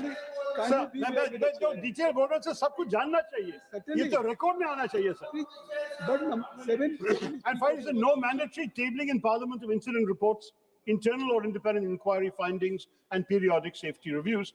In other words, you're excluding the very people whose lives and livelihoods are at stake. And the past controversies referred to by other speakers at Jaitapur, Kuramkulam, Gorakhpur demonstrate what happens when communities feel excluded from decisions affecting their safety. This bill risks repeating those conflicts, undermining capacity expansion targets through local resistance and litigation. 2 more points, sir. Section 34B requires licenses, 35B, I beg your pardon, reserves spent fuel management for the central government, but again provides minimal implementation detail. When multiple private operators are generating significant spent fuel, unclear protocols will create operational uncertainty. The bill also lacks climate change provisions despite rising sea levels, extreme weather and water scarcity. Thank you very much. And post-Fukushima, sir, Japan comprehensively revised site selection for climate resilience. Our bill remains silent on that. I'll skip my other points. Let me give you one. Let me conclude, sir. Give me 1 minute to conclude. So I've taken up more than a minute. I'm pleading for time. Give me time. There are 7 members of Parliament from Congress Party. I'm skipping half my point, sir. There is a time constraint. Please kindly conclude. Please kindly conclude. Sir, beyond safety, okay, I won't talk about safety anymore, sir. Fundamental questions arise about economic wisdom of this bill. Nuclear projects are highly capital intensive with long gestation periods in an era of rapidly falling renewable costs, battery storage costs. We must ask, does 19.3 trillion rupees towards nuclear represent optimal allocation versus accelerated renewable deployment, grid modernization or energy sufficiency? The opportunity cost must be gone into, sir. The Shanti bill represents a dangerous leap into privatized nuclear. धन्यवाद सभापति महोदय. मैं atomic energy bill 2025 शक्ति bill के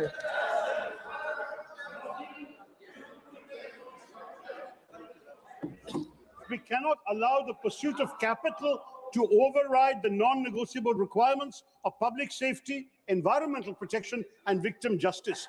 The name Shanti means peace, sustainability. Let us ensure that this name is not a cruel irony in the aftermath of a preventable disaster. I think so. The promise of transforming India or not to conflate the risk of scarring India. धन्यवाद सभापति महोदय. Atomic energy bill 2025 शक्ति bill का मैं स्वागत करता हूं, वंदन करता हूं, अभिनंदन करता हूं. ये ऐतिहासिक बिल है. माननीय मंत्री जी ने अपनी शुरुआत में ही कहा था, आने वाली पीढ़ी याद रखेगी मोदी जी को कि ये बिल वो लाए थे. 2047 के विकसित भारत का जो अभियान है, यह मील का पत्थर साबित होगा. मोदी जी के नेतृत्व में पिछले 11 वर्षों में परमाणु ऊर्जा में 70% की वृद्धि हुई है।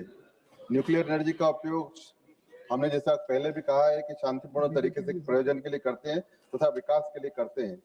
अभी इस क्षेत्र में सिर्फ सरकारी पीयूसी है वही काम कर रही है। देश में तेजी से जिस प्रकार से विकास हो रहा है उस मान से ऊर्जा की खपत को ध्यान में रखते हुए इसे प्राइवेट प्लेयर के लिए भी खोला जा रहा है। इस बिल में भारत की न्यूक्लियर एनर्जी को आत्मनिर्भर बनाने का बिल है और 2070 में जो नेट जीरो कार्बन उत्सर्जन की घोषणा हुई है उस घोषणा में ये मील का पत्थर साबित होगा। माननीय सभापति महोदय, हम सभी जानते हैं कि वर्तमान में इससे 8.8 गीगावाट न्यूक्लियर एनर्जी का उत्पादन होना है और आने वाले 5 वर्ष में ये बढ़कर 23 गीगावाट होने जा रहा है। पर आने वाले विकसित भारत जो 2047 का विकसित भारत संकल्प है मोदी जी का, उसमें आवश्यकता है 100 गीगावाट एनर्जी की और इस लक्ष्य को पूरा करने के लिए मील का पत्थर रहेगा। अभी बिजली का उत्पादन प्रमुखता से कोयले से होता है और हमें मालूम है इसकी सीमा है कोयले की और कोयले से कार्बन उत्सर्जन भी ज्यादा होता है। रिन्यूएबल एनर्जी के लिए न्यूक्लियर एनर्जी सस्ती, स्वच्छ तथा कम एरिया में ज्यादा उत्पादन करने लो कॉस्ट प्रोडक्शन वाली ये एनर्जी है। तो न्यूक्लियर एनर्जी का उपयोग आज हर क्षेत्र में हम देख रहे हैं हो रहा है, चाहे कृषि हो, स्वास्थ्य हो, R&D हो, इंडस्ट्री हो, हर क्षेत्र में इसका उपयोग हो रहा है। जिस तेजी से मोदी जी के नेतृत्व में इंडस्ट्रियलाइजेशन हो रहा है, डाटा सेंटर बढ़ रहे हैं, AI में काम हो रहा है, EV वाहनों में लगातार बढ़ोतरी हो रही है, ग्रीन हाइड्रोजन में काम हो रहा है, डिजिटल इंडिया में काम हो रहा है, इन सब में आने वाले 2024-40 में बिजली की खपत लगभग डबल से ज्यादा होने वाली है।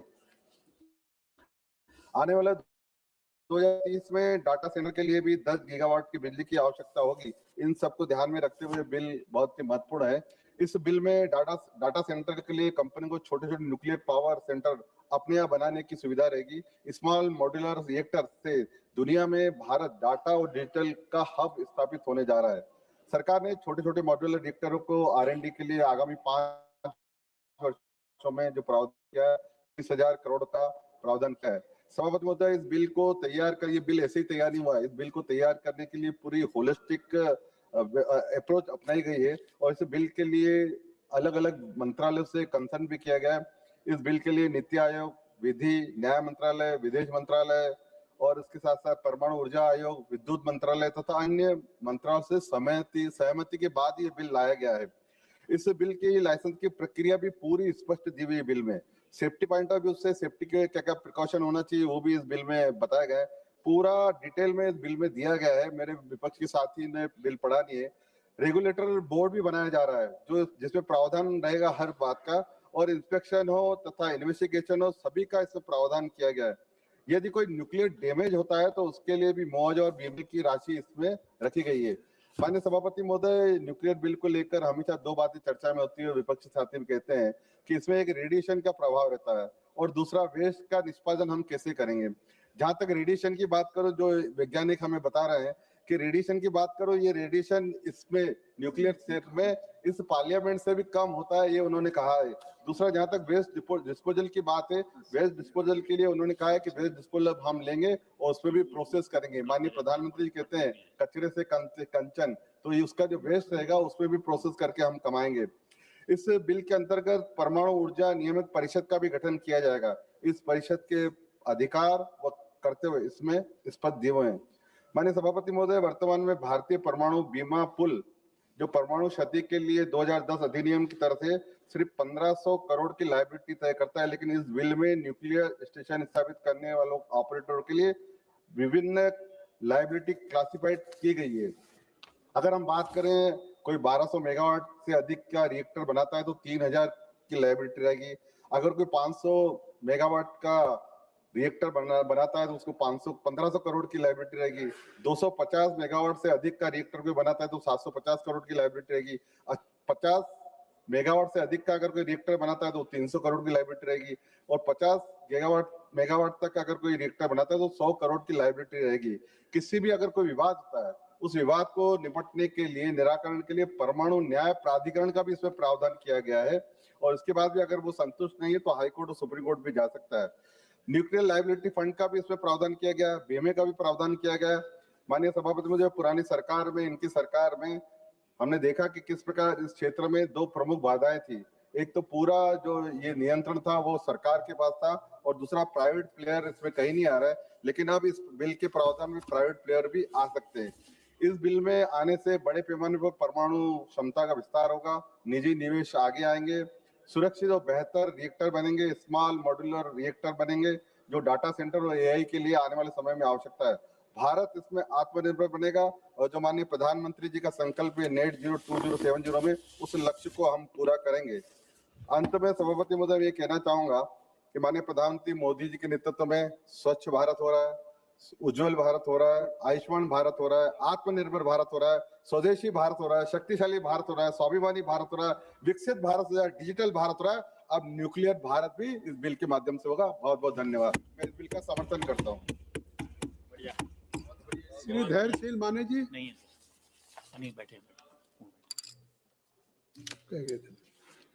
धन्यवाद अध्यक्ष महोदय। आपने एक महत्वपूर्ण विषय पर मुझे अपनी बात रखने का मौका दिया है। मैं सर्वप्रथम इस विधेयक के लिए सरकार का अभिनंदन करना चाहूंगा कि ऊर्जा के डिपार्टमेंट में भारत को स्वयंपूर्ण बनाने का एक निर्णय इस देश की सरकार ले रही है और जिसके माध्यम से न्यूक्लियर एनर्जी का एक नया होराइजन अपने देश में आगे बढ़ने के लिए तैयार है। प्रधानमंत्री नरेंद्र मोदी जी के कुशल नेतृत्व में इस दौड़ में बहुत गति के साथ भारत देश आगे बढ़ रहा है।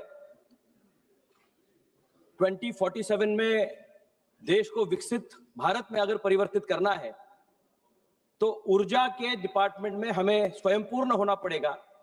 और लाल किले से जो मोदी जी ने भाषण दिया था इस समय, उन्होंने कहा था कि भारत ऊर्जा के डिपार्टमेंट में स्वयंपूर्ण होने के लिए अब पहल करेगा और उसकी नींव रखने का काम इस माध्यम से हो रहा है। न्यूक्लियर एनर्जी का जो चर्चा हो रही है उसकी शुरुआत महाराष्ट्र से हुई थी। डॉक्टर होमी बाबा ने पहली बार ट्रॉम्बे में पालघर जिले में न्यूक्लियर सेंटर ये शुरू किया। न्यूक्लियर रिएक्टर की शुरुआत हुई और अप्सरा नामक पहला न्यूक्लियर रिएक्टर जो देश में शुरुआत हुआ वो महाराष्ट्र से हुआ। महाराष्ट्र ने हमेशा ही वैज्ञानिक दृष्टिकोण और उसको नेतृत्व देने का काम किया है। इसलिए अब जब शांति बिल लाया गया है, इसका नाम भी बहुत रोचक है आदरणीय अध्यक्ष महोदय। अगर आपका सामर्थ्य है तो ही पड़ोसी आपके साथ शांति रखेंगे। आप एक न्यूक्लियर पावर नाम के माध्यम से आप दुनिया के पटल पे जब जाते हो तो 7th बिगेस्ट न्यूक्लियर रिएक्टर हमारा देश का है। इसके वजह से आस पड़ोस के देशों की तरफ आप देखो तो उनकी अवस्था क्या है, लेकिन तिरछी नजर से देखने वालों को भी न्यूक्लियर पावर से डरना पड़ता है। और इसका शुरुआत अगर किसी ने की होगी तो श्रद्धेय अटल बिहारी वाजपेयी जी ने की और उनके माध्यम से इस देश को एक नए आयाम पर ले जाने का काम तब टाइम में हुआ। तभी ये कहा जाता था कि न्यूक्लियर पावर की जरूरत भारत को क्या है, लेकिन अटल जी ने अटल निश्चय से ये साबित कर दिया कि आने वाला भविष्य एनर्जी का होने वाला है और एनर्जी को अगर हम न्यूक्लियर पावर से ले पाए तो निश्चित रूप से जो पारंपरिक ऊर्जा होती थी उससे बचत करते हुए उन्होंने एक नया आयाम रखा। तब भी विपक्ष के लोग कहा करते थे कि भारत न्यूक्लियर की जरूरत नहीं है, लेकिन मैं ये कहना चाहूंगा कि आज भारत एक नए विपक्ष के लोग तभी नहीं, आज मैं आपसे आप उनकी बात करें, कृपया बैठे बैठे आप किसी कोई बोलिए। और ये कांग्रेस का तब का कहना था कि न्यूक्लियर पावर की जरूरत नहीं है, लेकिन अटल जी के विश्वास ने लोगों को के सामने एक उदाहरण रखा और अमेरिका जैसी देश भी तब इसका विरोध कर रहे थे, लेकिन भारत ने अपना लोहा मनाया और निश्चित रूप से अटल जी की वजह से आज देश एक नए आयाम पे ऊंचाई पे जा रहा है। मैं कुछ प्रावधान जो यहाँ है न्यूक्लियर एनर्जी के बारे में वो मैं आपके सामने मद्देनजर रखना चाहूंगा। कुछ क्लॉजेस नए इसमें ऐड किए गए हैं कड़ा लाइसेंस तंत्र इसमें इस्तेमाल किया गया है, जिसके माध्यम से क्लॉज 3 और 4 के माध्यम से विपक्ष डर फैला रहा है कि प्राइवेट लोग आएंगे तो सुरक्षा खतरे में पड़ जाएगी। लेकिन क्लॉज 3 ये स्पष्ट करता है, बिना सरकार के लाइसेंस और सेफ्टी ऑथराइजेशन के कोई भी इसमें काम नहीं कर पाएगा। इसका क्लॉज 3 में प्रावधान किया गया है।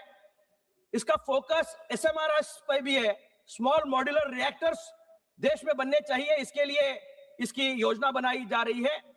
ये मोबाइल फोन की तरह छोटे छोटे पोर्टेबल होंगे, जिनके वजह से युवाओं को न्यूक्लियर वैज्ञानिक बनने में एक नया मौका बन जाएगा। क्लॉज 4 की तरह की वजह से रेडियो एक्टिव पदार्थों की सुरक्षा, security of radio active material के लिए सरकार ने विशेष शक्तियां अपने पास रखी है। संवेदनशील गतिविधियों, सेंसिटिव एक्टिविटीज केवल केंद्र सरकार के नियंत्रण में होगी। यानी इनोवेशन प्राइवेट हो सकता है, लेकिन कंट्रोल ये सरकार का ही रहेगा। निश्चित रूप से सरकार सुरक्षा कवच के रूप से इसमें देख रही है। क्लॉज 14 लायबिलिटी जो है, ये प्रावधान जनता के विश्वास के लिए सबसे जरूरी है। क्लॉज 14 में सरकार जिम्मेदारी ले रही है, परमाणु दुर्घटना अगर कोई हो तो उसकी सारी जिम्मेदारी केंद्र सरकार की होगी। ये निश्चय के साथ सरकार इसके लिए आगे बढ़ रही है। इसके लिए न्यूक्लियर लायबिलिटी फंड भी अलग से बनाया जा रहा है। लोगों को सस्ती बिजली चाहिए सर, और अगर थर्मल एनर्जी हो या अदर रिसोर्सेस है, उससे सस्ती बिजली अगर हमें देनी है तो हमें न्यूक्लियर एनर्जी को यूटिलाइज करना, उसका प्रावधान करना बहुत जरूरी हो गया है। सस्ती बिजली की गारंटी देने के लिए आम आदमी का सवाल यही रहता है। क्लॉज 37 में सरकार ये अधिकार अपने पास रखती है कि परमाणु बिजली के टैरिफ का जो नियंत्रण है वो सरकार ही निश्चित करेगी। इसमें ईंधन की लागत हो, कचरे का प्रबंध, वेस्ट मैनेजमेंट हो का खर्चा हो, जोड़कर इसकी जो लागत है, उसके बाद ईज ऑफ लिविंग के लिए इसका एक हिस्सा निश्चित रूप से सरकार करने का प्रावधान कर रही है। विवाद निवारण और नियामक क्लॉज 54, 57 और स्टैट्यूटरी स्टेटस AERB को तथा एक हमारा रेगुलेटरी AERB केवल एक बोर्ड था, अब इसे कानून के तहत वैज्ञानिक दर्जा स्टैट्यूटरी स्टेटस देने का प्रावधान है, मिल रहा है। वह अब सख्ती से काम कर पाएगा। निश्चित रूप से ये सारे प्रावधान जो बने हैं, ये सरकार ने अच्छी योजना के तहत में बनाया हुआ है। इलेक्ट्रिसिटी जनरेशन होना चाहिए, लेकिन इकोलॉजिकल डेवलपमेंट होने की बहुत ज्यादा जरूरत है, सस्टेनेबल डेवलपमेंट होने की जरूरत है। और जो अदर जो रिसोर्सेस है जिसमें से इलेक्ट्रिसिटी बनती थी, उसका नेगेटिव एनवायरनमेंट पे जो इंपैक्ट आता था, उसको एनालाइज करते हुए न्यूक्लियर एनर्जी को बढ़ावा देने का काम सरकार कर रही है। और 2247 तक 100 न्यूटन मीटर का उनका संकल्प है कि ये बढ़कर वहां तक यहाँ जाना चाहिए। मैं सरकार से ये कुछ मांगे इसके माध्यम से यहाँ रखना चाहूंगा, और मेरे आखिरी शब्दों में मैं ये मांगे करना चाहूंगा। मैं जिस क्षेत्र से आता हूँ वो इचल करंजी, वो टेक्सटाइल का हब है। वहां पे सस्ती बिजली मिलने के लिए मेरे क्षेत्र में इचल करंजी, जिसको मैनचेस्टर कहा जाता है, मेरी मांग है कि इस ऊर्जा से बनने वाली बिजली का विशेष कोटा टेक्सटाइल सेक्टर के लिए अलॉट किया जाए, जिसके माध्यम से कपड़े का उत्पाद बनने में इसका फायदा हो। कैंसर रिसर्च सेंटर सर, इसके माध्यम से उसको भी एम्पावर करने के लिए nuclear medicine and cancer research centre Kolhapur में स्थापित किया जाए, कि जिसके माध्यम से मुंबई में जो काम होता है वो अगर कोल्हापुर में हो पाए तो उसका फायदा ग्रामीण इलाके के लोगों को होगा। मैं धन्यवाद। टेक्सटाइल के साथ ही निश्चित रूप से शांति बिल का मैं स्वागत करते हुए ये आखिरी पंक्तियां कहना चाहूंगा। ये नया भारत है, नई ऊर्जा से जगमगाएगा, विकास की यात्रा को कोई रोक नहीं पाएगा। यह शांति का बिल दस्तावेज है उस सुनहरे कल का जो 2047 में हमारे देश को विकसित भारत बनाएगा। बहुत बहुत धन्यवाद। Thank you very much. Shrimati Pratima Mandal ji. Pratima Mandal ji.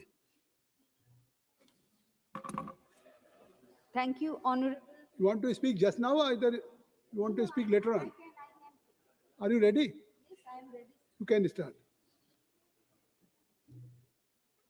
Thank you, sir. On behalf of All India Trinamool Congress, I rise to speak on the sustainable harnessing and advancement of nuclear energy for transforming India Bill 2000. Sir, mic is not. There is no mic, sir. You start your Now it is speech. on. I think so. Now You it will is get on. automatic. Sir, on behalf of All India Trinamool Congress, I rise to speak on the sustainable harnessing and advancement of nuclear energy for energy for transforming India Bill 2025. That means Shanti Bill 2025. Sir, before delving into today's topic, I would like to share something, sir. Sir, Enrico Fermi is widely credited with inventing nuclear power for practical use, creating the world's first artificial nuclear reactor in 1942. So nuclear energy is a form of energy released from the nucleus, the core of atoms made up of protons and neutrons. This is done by splitting atoms named fission, and which is used in power plants. The primary atoms used in nuclear fission are heavy unstable elements like uranium, plutonium, and thorium as a potential fuel which are bombarded by neutrons to split their nuclei, releasing massive energy in a chain reaction for power or weapons. So these elements are all radioactive elements. So everyone can imagine how sensitive this area is, sir. India currently has 22 operational power reactor across several states. Amongst them, the 5 major plants are Tarapur in Maharashtra, Rawabhata, Rajasthan, Kundankulam, Tamil Nadu. Sir, Kundankulam is the largest nuclear power plant in India with a total capacity of 6,000 megawatt from 6 reactors. And number 4 is Kakrapur, Gujarat, Kaiga, Karnataka, sir. Sir, this House today debating a bill that will decide who controls India's nuclear future, who bears the risk, and who pays when things go wrong. So the Shanti Bill does not emerge from a regulatory vacuum. India has governed nuclear energy for over 6 decades. Through the Atomic Energy Act 1962, this bill is therefore not a foundational statute. It is a restructuring statute. My question to the Honorable Minister, what problem is this restructuring actually solving, sir? Sir, in section 3 of the bill allows not only government companies, but also private companies, joint venture, and even other persons notified by the center to build, own, and operate nuclear power plants and other nuclear facilities. Sir, privatization could lead to a threat to our national security and safety. How can the ministry ensure of this? Sir, Modi government is handing over our our pride. The 70 years of publicly funded research built by Pandit Nehruji, Dr. Homi Bhabha, and Vikram Sarabhai, sir. And this is not real competition. It is a crony control. The Modi government is opening the door for a handful of private players to enter the highly sensitive sector. The bill does not create any clear, independent, and transparent process for selecting private licensee, nor any strong parliamentary or public scrutiny of such decisions. What we see here is selective privatization profits go to private companies, but control and risk management stay with the government. Here I would like to take a flashback to our history of British Raj in India. Power without responsibility, introduced by after the Battle of Boxer. This system gave the British East India Company control over revenue collection, that means Diwani, and military power. Responsibility without power, the system was designed so the British had power without responsibility, while the Nawab had responsibility but had no real authority, became puppet Nawab. Ultimately, British East India Company ruled over country and looted our wealth. Similarly, this government is now going to execute the same stature of puppet ministry, as we are seeing like the civil aviation ministry, sir. Sir, in case of serious accident affecting thousands of people, victims will struggle to get fair compensation because the operator's liability is capped. The rest of the burden falls on the state and ultimately on common citizens through taxes. Sir, most advanced nuclear countries like Canada, like the United States, France have independent regulators with statutory protection. So these regulators can challenge government decisions. They have stable funding and they answer directly to Parliament or Congress. This bill does not meet those standards. It keeps AERB subordinate to the Department of Atomic Energy, which is a conflict of interest that no advanced country accepts, sir. Kindly conclude. Conclude, sir, I have given 10 minutes, sir. This bill allows extensive exemption in the name of strategic or insignificant incidents, including discretion not to notify a nuclear incident at all. Transparency is not optional in nuclear governance, it is fundamental. Even judicial oversight is curtailed. Section 81 bar the jurisdiction of civil courts. Appeals are channeled through specialized bodies whose members and procedure are again controlled by the executive. Access to justice become conditional, delayed and distant. So chapter 6 completes the picture of excessive centralization. There is a time constraint. Section 32 to 37. Your party time is allotted for 12 minutes. Already one speaker has taken 6 minutes. You have taken 7 minutes. So please kindly conclude. No, sir, I have the time. 10 to 12 minutes, sir. Section, and you are, sir, always you were saying, so my time is going now. Don't disturb me, sir. It is a very tough topic. So, section 32 to 37 allow the government to frame national policies, acquire plants and minerals, requisition substances, novate private contracts, and even fix nuclear electricity tariff, notwithstanding the Electricity Act 2003. Sir, federalism, sectoral regulators, and market mechanisms are brushed aside with a single notwithstanding clause. Sir, states where uranium mining, nuclear plants, and radioactive facilities are located will bear the environmental and social burden, yet this bill given no meaningful role in licensing decisions, safety oversight, emerging planning, or compensation. So states should have a say in deciding whether nuclear facilities are built on their soil.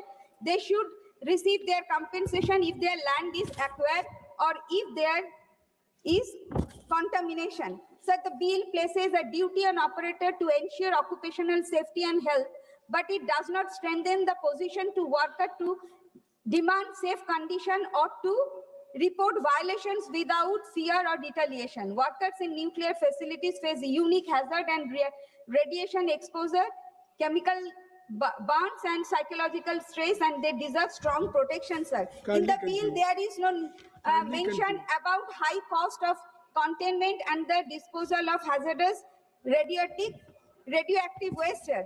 The House is being asked to sign a blank check to trust a government that has centralized power, weakened institutions, and repeatedly ignored expert advice with a nuclear law that expands its direction while limiting its liability. The bill shifts risk onto ordinary citizens, shields private and foreign suppliers. Everybody is talking about the we should take a lessons about the grave incidents, that explosion in Chernobyl, Ukraine, and the Fukushima Daiichi, Japan. But we must not forget about the incidents which happened in the Bhopal. Honorable sir, honorable speaker, honorable speaker. Last line. And sir, sir, during the introduction of 3 bills, including this Shanti bill, when some members of opposition raising their voice, Honorable Parliamentary Affairs Minister suddenly stood up and said, we will pass all the bills. Sir, this kind of arrogance we have. Honorable Speaker, sir, if this bill is called Shanti bill, then poison can be called prasadam. That's what the equivalent is. Sir, in this bill, I have a better name for this bill, sir. This bill is actually limited private liability, unlimited public suffering bill, sir. We can call it loose bill. Sir, it doesn't matter how we expand our nuclear energy matters, sir. 10 minutes. But how much we expand it. Sir, energy policy is not merely a question of megawatts or gigawatts, as you know, sir. It is a question of strategic autonomy, safety, accountability, and democratic control.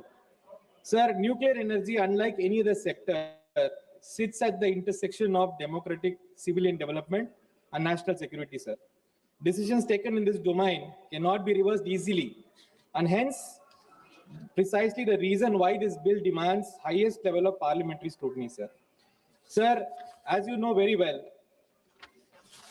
there are provisions in this bill which my other friends have also raised, especially the provision of limiting the liability of the private players. Sir, the moral question is, if profit is private, why pain is always public? Sir, here public pays, taxpayer pays, everybody pays, and the liability is capped for the private player. Sir, this liability capping is almost very similar to, sir, if you have a bridge and the bridge fails, then the contractor pays only half the amount or a certain cap, after which then it is taxpayers' money which has to compensate for all that. So, sir, there are major other issues that we have also raised, sir. It's the first time in Indian history this bill allows private companies to own and operate power plants. Sir, nuclear power plants. It opens the doors for joint ventures and foreign companies, so we have to be extremely careful, sir. So the government argues that these changes are necessary to meet India's ambitious nuclear capacity targets. Sir, we are also told that India needs around 100 gigawatts of nuclear power, but that actually deserves careful examination. Sir, Indian nuclear expansion has historically been constrained not by ideology, sir, but by three real-world factors: financing, land acquisition and public consent, and international technology denial regimes. Sir, none of these problems are solved just by privatization.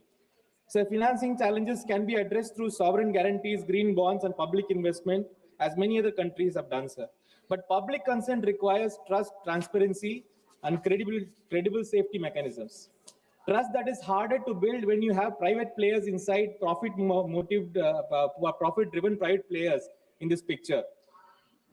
Sir, what this bill does instead is to treat nuclear energy just like any other infrastructure sector, comparable to highways or telecom. Sir, this is a category error. Nuclear energy is not just another market.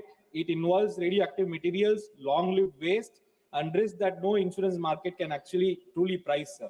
So energy security cannot be reduced to market efficiency alone. And I talked about the nuclear liability, and capping it to 300 STR is not at all accepted, sir. Around 3,900 crores. Sir, then we should ask this question: why now? As we had already pointed out, there has been tremendous external, strategic, and commercial pressures on the government to do this. So, in simple terms, sir, the government has sorted out, yielded to these pressures, and especially to some friendly corporate houses. So let me be very clear, sir. India has always been a very strong player in this area, having a very good regulatory mechanism. But right now, this bill has put everything under a big issue. Sir, also we should remember how our indigenous capability planning for a nuclear sector has been compromised by this. So the Indian nuclear program is not merely an energy project. It is a scientific and a technological ecosystem painstakingly built over decades through indigenous efforts under conditions of sanction, technological denial, and internationalization. Sir, actually, what has happened, we know very well, sir. I don't have to go into the history of how all this came. India's three-stage nuclear program based on pressurized heavy water reactors using natural uranium, followed by fast breeder reactors, and ultimately thorium-based system. This whole ecosystem is now being affected by this particular bill, sir. So now what will happen, sir? One large-scale private participation is allowed, especially with foreign technology partnership. The entire logic of decision-making changes, sir. Private operators accountable primarily to shareholders. They will prefer imported proven reactor designs. All these new technology and systems will be coming, which will actually spoil our long-term planning for the nuclear sector, sir. So at the end of the day, we are going to be dependent on foreign reactor vendors, foreign spare parts, and foreign fuel assurances in a very critical sector, sir. Sir, and I don't have to even tell about the regulatory overstructure. The entire regulatory mechanism is completely compromised. The government controls the appointments, the government controls even the search committee. It is like the government, which is the primary promoter, is also the regulator and also the person who allows justice mechanisms. If there is something which is going wrong, people are not even allowed to file a complaint. Even the players, civil society, or anybody who is affected cannot go and complain about any issue regarding this matter. The government needs to approve who will make a complaint on these matters. I don't really understand what is this logic of putting a restriction on the justice mechanisms as such, sir. In fact, I really don't understand and also my friend Arun Nehru had talked about the effect this bill will have on the pricing of the electricity which comes out of these reactors.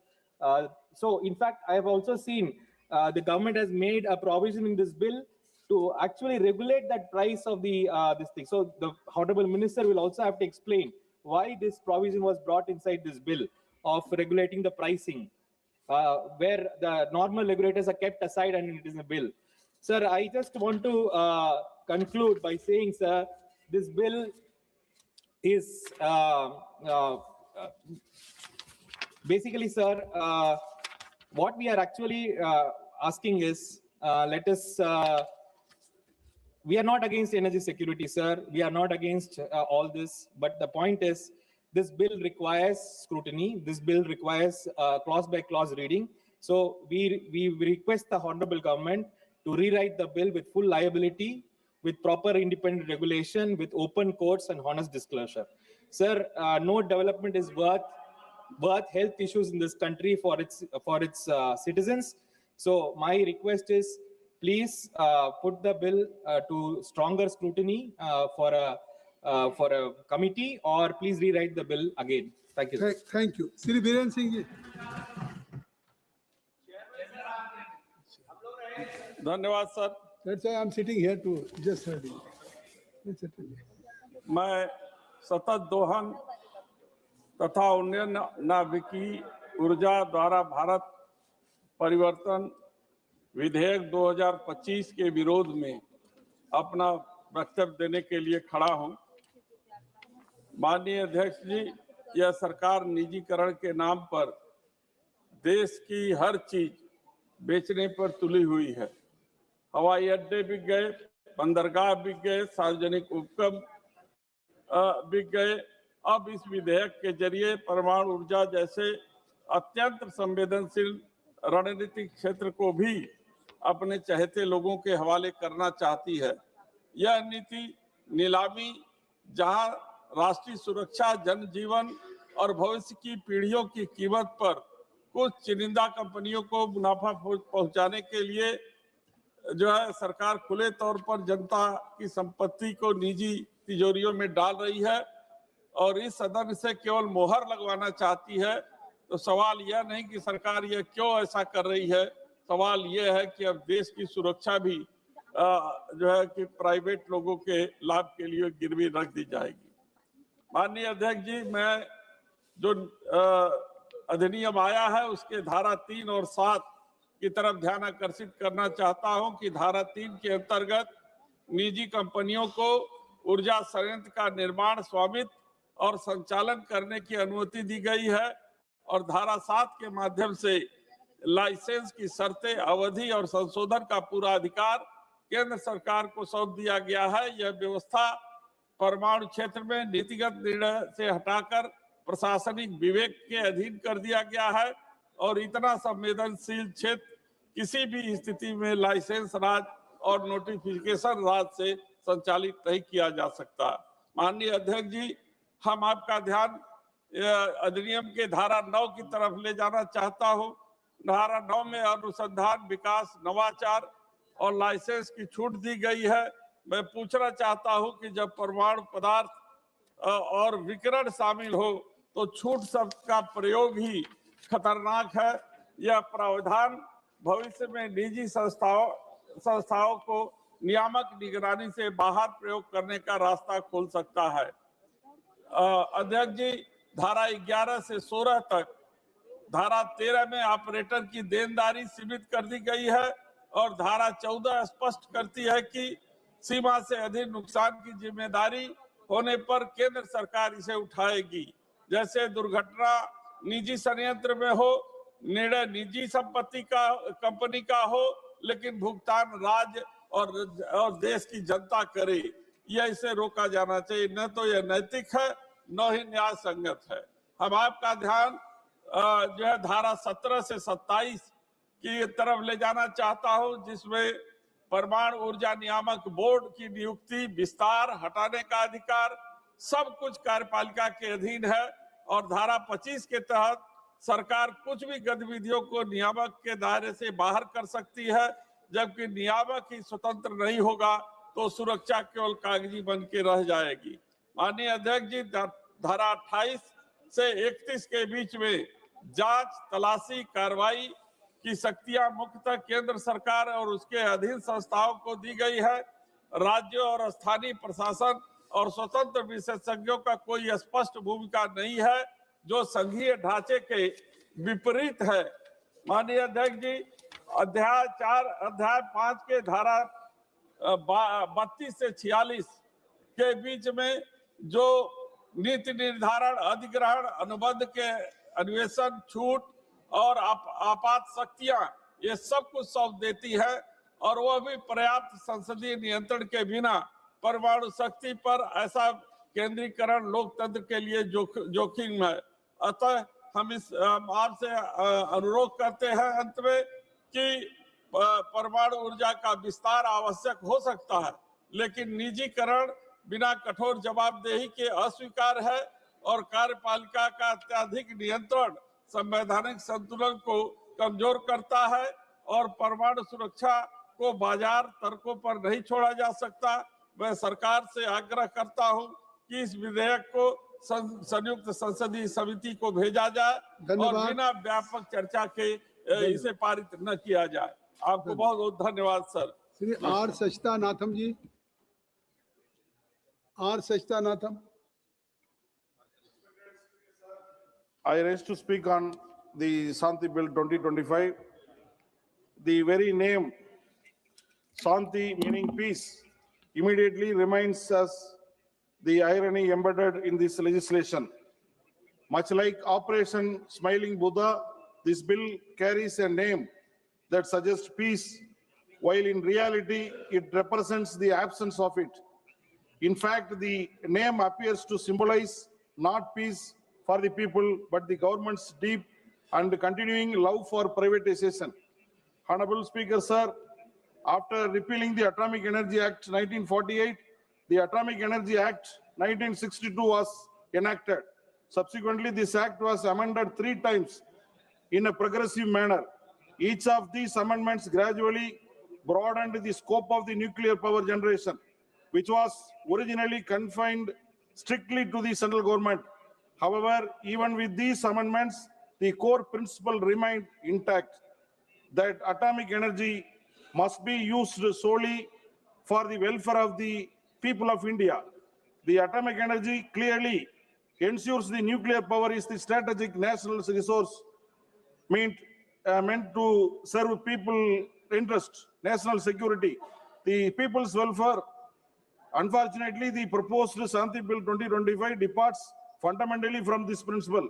This bill discloses the dangerous shift where atomic energy is no longer centered on public welfare, but it is being redirected towards corporate welfare, that is especially for Modi's best friend Adani. Honorable Speaker, sir, what is most alarming is that the sector, which was so far remained under 100% control of the central government, is now being systematically opened up to complete private domination. commissioning of the first prototype fast breeder reactor at Kalpakkam by 2026 marks a major milestone in our three-stage nuclear program. It proves that the public sector institutions like Bhavini and NPCIL are fully capable of expanding nuclear power safely and indigenously. Kalpakkam stands as a symbol of India's scientific self-reliance, where indigenous design, fuel fabrication, and reactor technology have been achieved without dependence on the foreign or private players. This success strengthens our strategic autonomy and showcases the strength of public sector research and manufacturing. Today, India's nuclear capacity is steadily growing from 8.18 gigawatt to projected 55 gigawatt and ultimately 100 gigawatt, entirely through public investment and strictly regulatory oversight by the AERB. In this context, the Shanti Bill and the move to privatize nuclear power is unnecessary and dangerous. Nuclear energy involves high-risk technologies like fast breeder reactors and radioactive waste management, which cannot be driven by profit motives. This is not merely a policy change. It is a profit in the philosophy of the governance. Atomic energy is not an ordinary commercial commodity. It concerns national safety, environmental security, and the future of our people. Handing it over to private corporate interests raises serious questions about accountability, safety, and sovereignty. Through you, sir, I seek clarify from government of several serious concerns regarding the entry of the private sector into nuclear power generation. Who will supply the nuclear fuel to private nuclear power plants? Will it be imported by private entities or supplied by the government? How will spent fuel be stored, monitored, and controlled? What mechanism will ensure the long-term safety and security of spent fuel? Who is bear the responsibility, sir? One minute, sir.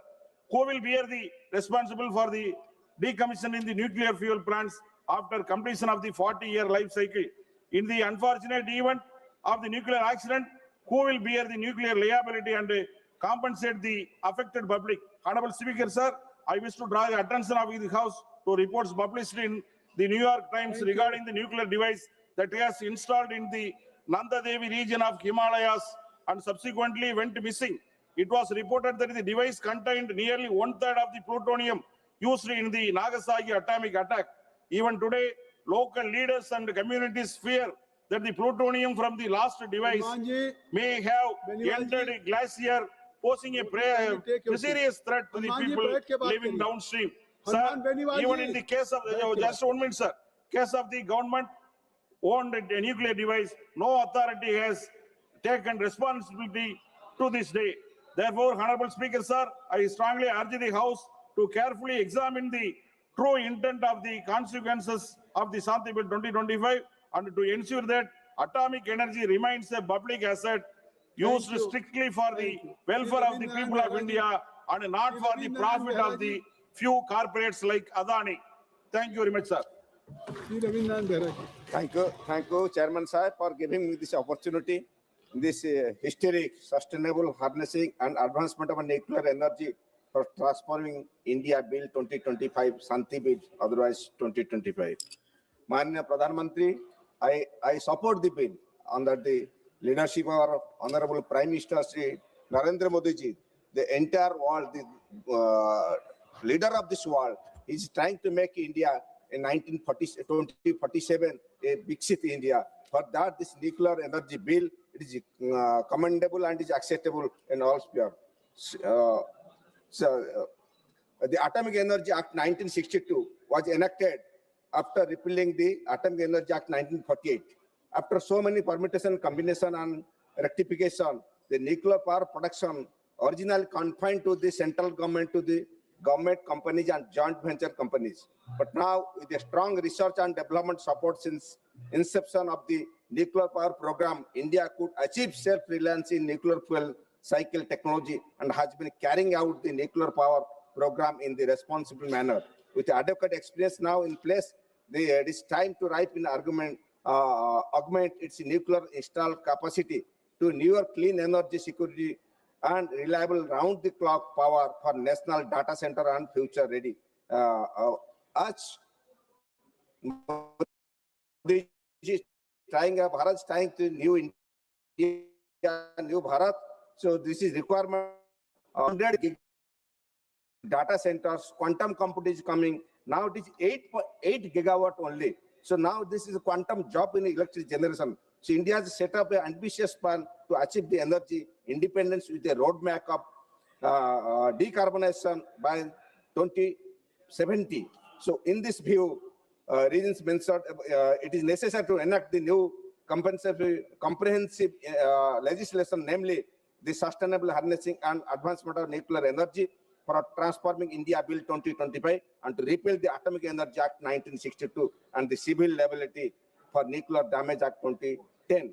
So the new legislation is aligned to achieve the objective of increasing share of nuclear energy in the total energy mix of India, facilitating innovation in nuclear science technology, expanded in the application for non-power application, and continue to honor India's obligation towards safety, security, safeguards, and total nuclear ability. So future of India is going to depend upon this. So basic purpose and points of this bill are that to provide, authenticate the persons specified in clause 3 of the bill for production of the nuclear energy, and providing for the suspension and cancellation of such license and safety authorization in certain situations, to provide for regulation of application for nuclear and radiation technology in healthcare, basically healthcare, food and agriculture, industry, research, and other non-power uses. So the future is AI, the future is EV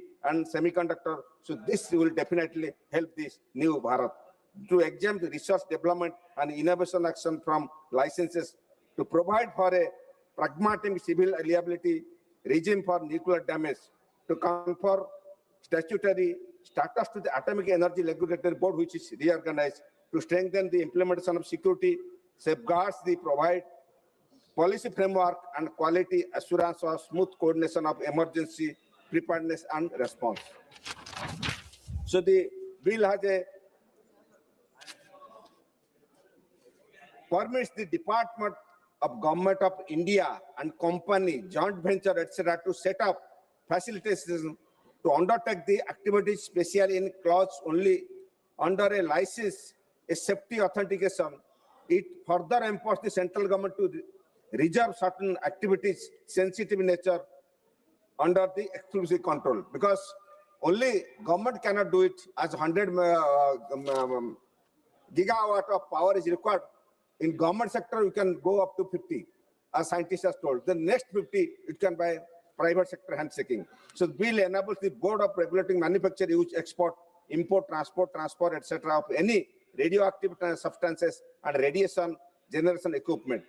The bill also empowers the central government to undertake exploration activities in uranium and other.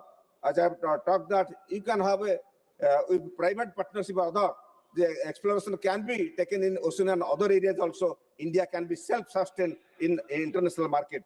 So bill provides breaking up application and also provides a grant of license and safety authorization by the central government and board, subject to terms and conditions laid down in the rules and regulations respectively. It further empowers the central government and board to refuse the grant of license. So it has a control over anyone taking the license. It can refuse, it can deny or also cancel it. It bill provides the grounds of suspension, modification, curtailment, and duration of cancellation of license and safety authorization, and the actions of central government or board may take present to such suspension.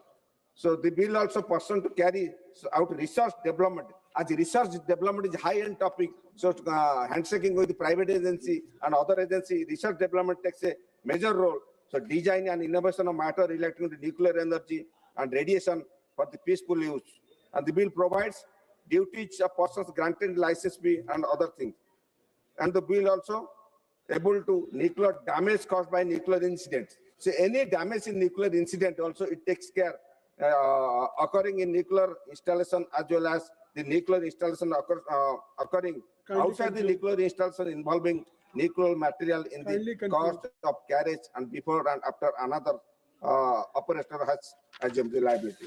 So bill has various other activities also. The bill provides the circumstances under the operator shall not be able for nuclear damage, including where the nuclear damage is caused by nuclear incident. If there is a natural disaster on any war.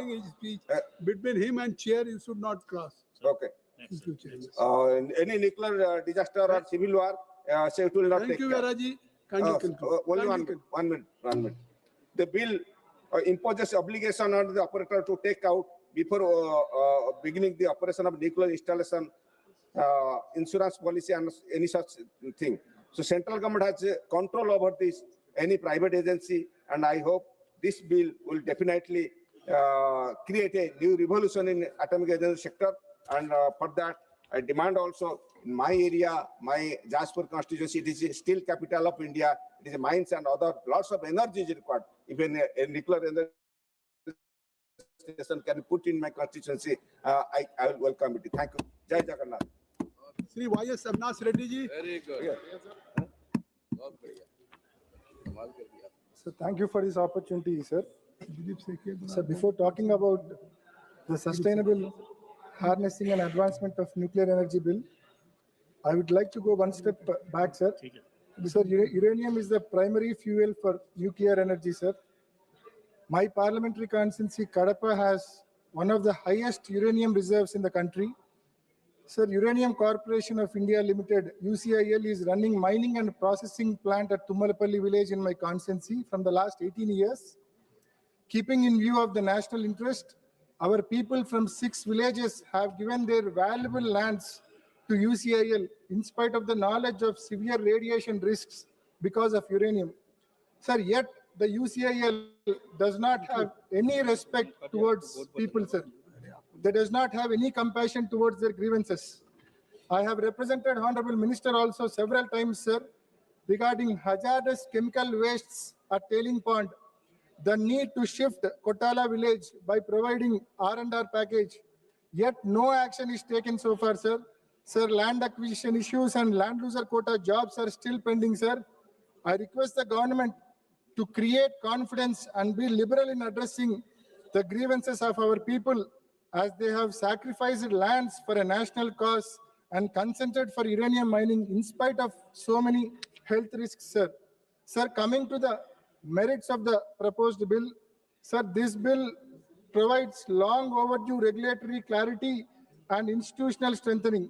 Sir, by granting statutory backing and enhanced powers to AERB, the bill addresses a long-standing concern regarding the adequacy and independence of nuclear safety regulation in India. A clear licensing and safety authorization framework coupled with defined inspection and enforcement powers ensures that the expansion of nuclear energy is accompanied by robust safety and accountability mechanisms, sir. Sir, this bill promotes research, innovation, and non-power applications of nuclear technology. Sir, coming to the risks, this bill has environmental and long-term risks for future generations, sir. Sir, while the bill talks about safety and waste management, it does not clearly mention how radioactive waste will be safely stored and monitored over long term. Nuclear waste remains dangerous for decades, even centuries, but the law does not clearly fix responsibility for environmental cleanup once plant stops functioning. Sir, there are no clear legal duties on who will pay for and manage long-term waste storage and land restoration.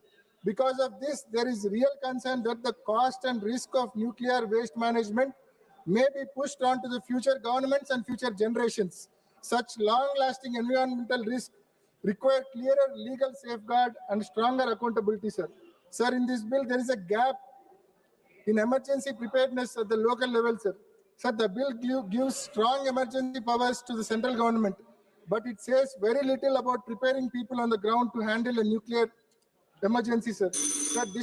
Last minute, sir. District administrations, local hospitals, disaster response teams, and nearby communities are the first to face the impact of any accident. However, the bill does not clearly talk about training, medical preparedness, emergency drills, or public awareness programs in areas around nuclear plants. Sir, without strong local capacity and planning, central control alone may not be enough during a crisis, sir. This gap raises concern about whether our emergency response system is truly ready to protect lives of the citizens, sir. Okay. Sir, with these comments and with these suggestions, I support this bill, sir. Thank you. Thank you. Thank you. माननीय सदस्य श्री सुधाकर सिंह जी.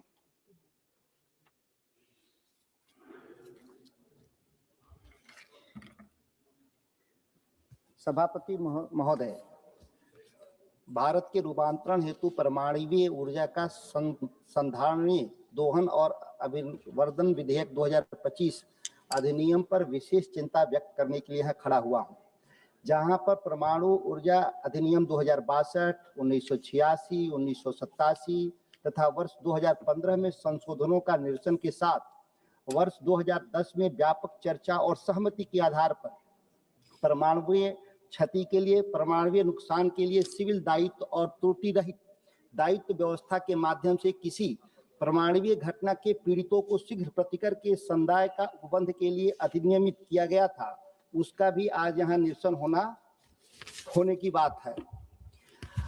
मैं बात करना चाहता हूं कि हरित ऊर्जा को लेकर के भी दो राय इस मामले में है कि यूरोप के कई विकसित देश परमाणु ऊर्जा से किनारा कर रहे हैं।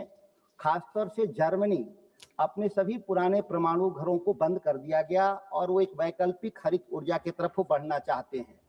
मैं विरोध में इस बात को नहीं कहना चाहता हूं, लेकिन ये जो दो राय है उसको सदन के सामने में रखना चाहता था। तो तीसरी बात एक बहुत महत्वपूर्ण बात है कि इस देश में जो संशोधन है, मैं कोई निजी क्षेत्र का विरोधी नहीं हूं, लेकिन क्रिटिकल एरिया में परमाणु बिजली घर के क्षेत्र में निजी क्षेत्र खोलने का क्या औचित्य है? क्या देश की सरकार यह मानती है कि हमारे पास पैसे का घोर अभाव है, हम बिजली घर नहीं लगा सकते, या टेक्नोलॉजी को लेकर के इनके भीतर की टेक्नोलॉजी हमारे पास नहीं है? इसलिए मैं इस बात को चर्चा करना चाहता हूं कि एनटीपीसी इस देश में 54,000 मेगावाट बिजली कोयला के माध्यम से पैदा करने के लिए सरकार के पास पैसे हैं, तो आखिर परमाणु बिजली पैदा करने के लिए जो पहले से 8880 मेगावाट जो जनरेट हो रहा है, क्यों नहीं भारत सरकार उनका बजट बढ़ाने का काम किया और सरकारी क्षेत्र में बिजली घर लगाने का काम किया? बिहार में प्रस्तावित रजौली परमाणु बिजली घर पिछले 20 साल से 2 दशक से आज तक उस पर एक ईंट नहीं रखा गया। ये प्रस्तावित, क्या सरकार को कौन चीज ऐसा रुक रहा था इसका करने के लिए? जब 8 से 9,000 मेगावाट बिजली पैदा करने के लिए जब देश का कानून आपको रोक नहीं रहा था, तो फिर रजौली में बिजली घर लगाने से कैसे रुका? अगर पैसे का अभाव था तो इस देश में कोयला आधारित बिजली घर और पन बिजली घर कैसे लग रहे थे? एक कंट्राडिक्टरी है, एक स्टेटमेंट सरकार के द्वारा दिया गया इस विधेयक को के औचित्य पर, वो हम लोग के समझ के परे है। इसलिए मैं कहा कि इसका विरोध इसलिए भी नहीं है क्योंकि बिजली, परमाणु बिजली अगर पैदा ही करना है तो सरकार के नियंत्रण में क्यों नहीं बिजली पैदा होना चाहिए? क्योंकि यहाँ ड्यूडल टेक्नोलॉजी का इस्तेमाल होता है, जहाँ परमाणु बिजली पैदा करने में जो संबंधित जो यूरेनियम है, अगर निजी क्षेत्रों के जरिए कहीं से लीक हो गया, जो अभी भी हो रहा है, कई जगह पे बिहार में यूरेनियम पकड़े गए, देश के कई हिस्से में यूरेनियम पकड़े गए, जबकि ये टोटली गवर्नमेंट के कंट्रोल में है। जिस दिन निजी क्षेत्रों में चला जाएगा, ये सुरक्षा टूट जाने का खतरा। एक मिनट सर दिया जाए, बिहार का सवाल है। मैं एक और बात कहना चाहता हूं कि इस हरित ऊर्जा से देश के किसानों की भी चर्चा है, इसलिए मैंने बोला हरित ऊर्जा से जो पैदा होगा तो हरित ऊर्जा में हमको अभी केवल और केवल दिया जा रहा है सौर ऊर्जा, जो 8 घंटे हमको बिजली किसानों को मिलती है। बिजली विभाग ने अलग से फीडर बना दिया गांव के किसानों को कि 8 घंटा से ज्यादा बिजली नहीं देंगे। क्या सरकार इसमें यह बात रिजर्व करेगी कि परमाणु बिजली से पैदा होने वाला 24 घंटा बिजली किसानों के लिए भी 24 घंटा उपलब्ध हो रहेगा। इसके लिए भी इसमें प्रावधान अगर करेगी तो बहुत अच्छा होता। इसके अलावा जो सबसे बहुत महत्वपूर्ण है कि धारा 12 उपधारा 2, जहां किसी भी व्यक्ति की लापरवाही और स्वयं की भूल चूक के कारण कोई नाभिकीय नुकसान होता है तो प्रचालक ऐसे व्यक्ति के लिए उत्तरदायी नहीं होगा। ये बहुत ही चिंतनीय विषय है कि कोई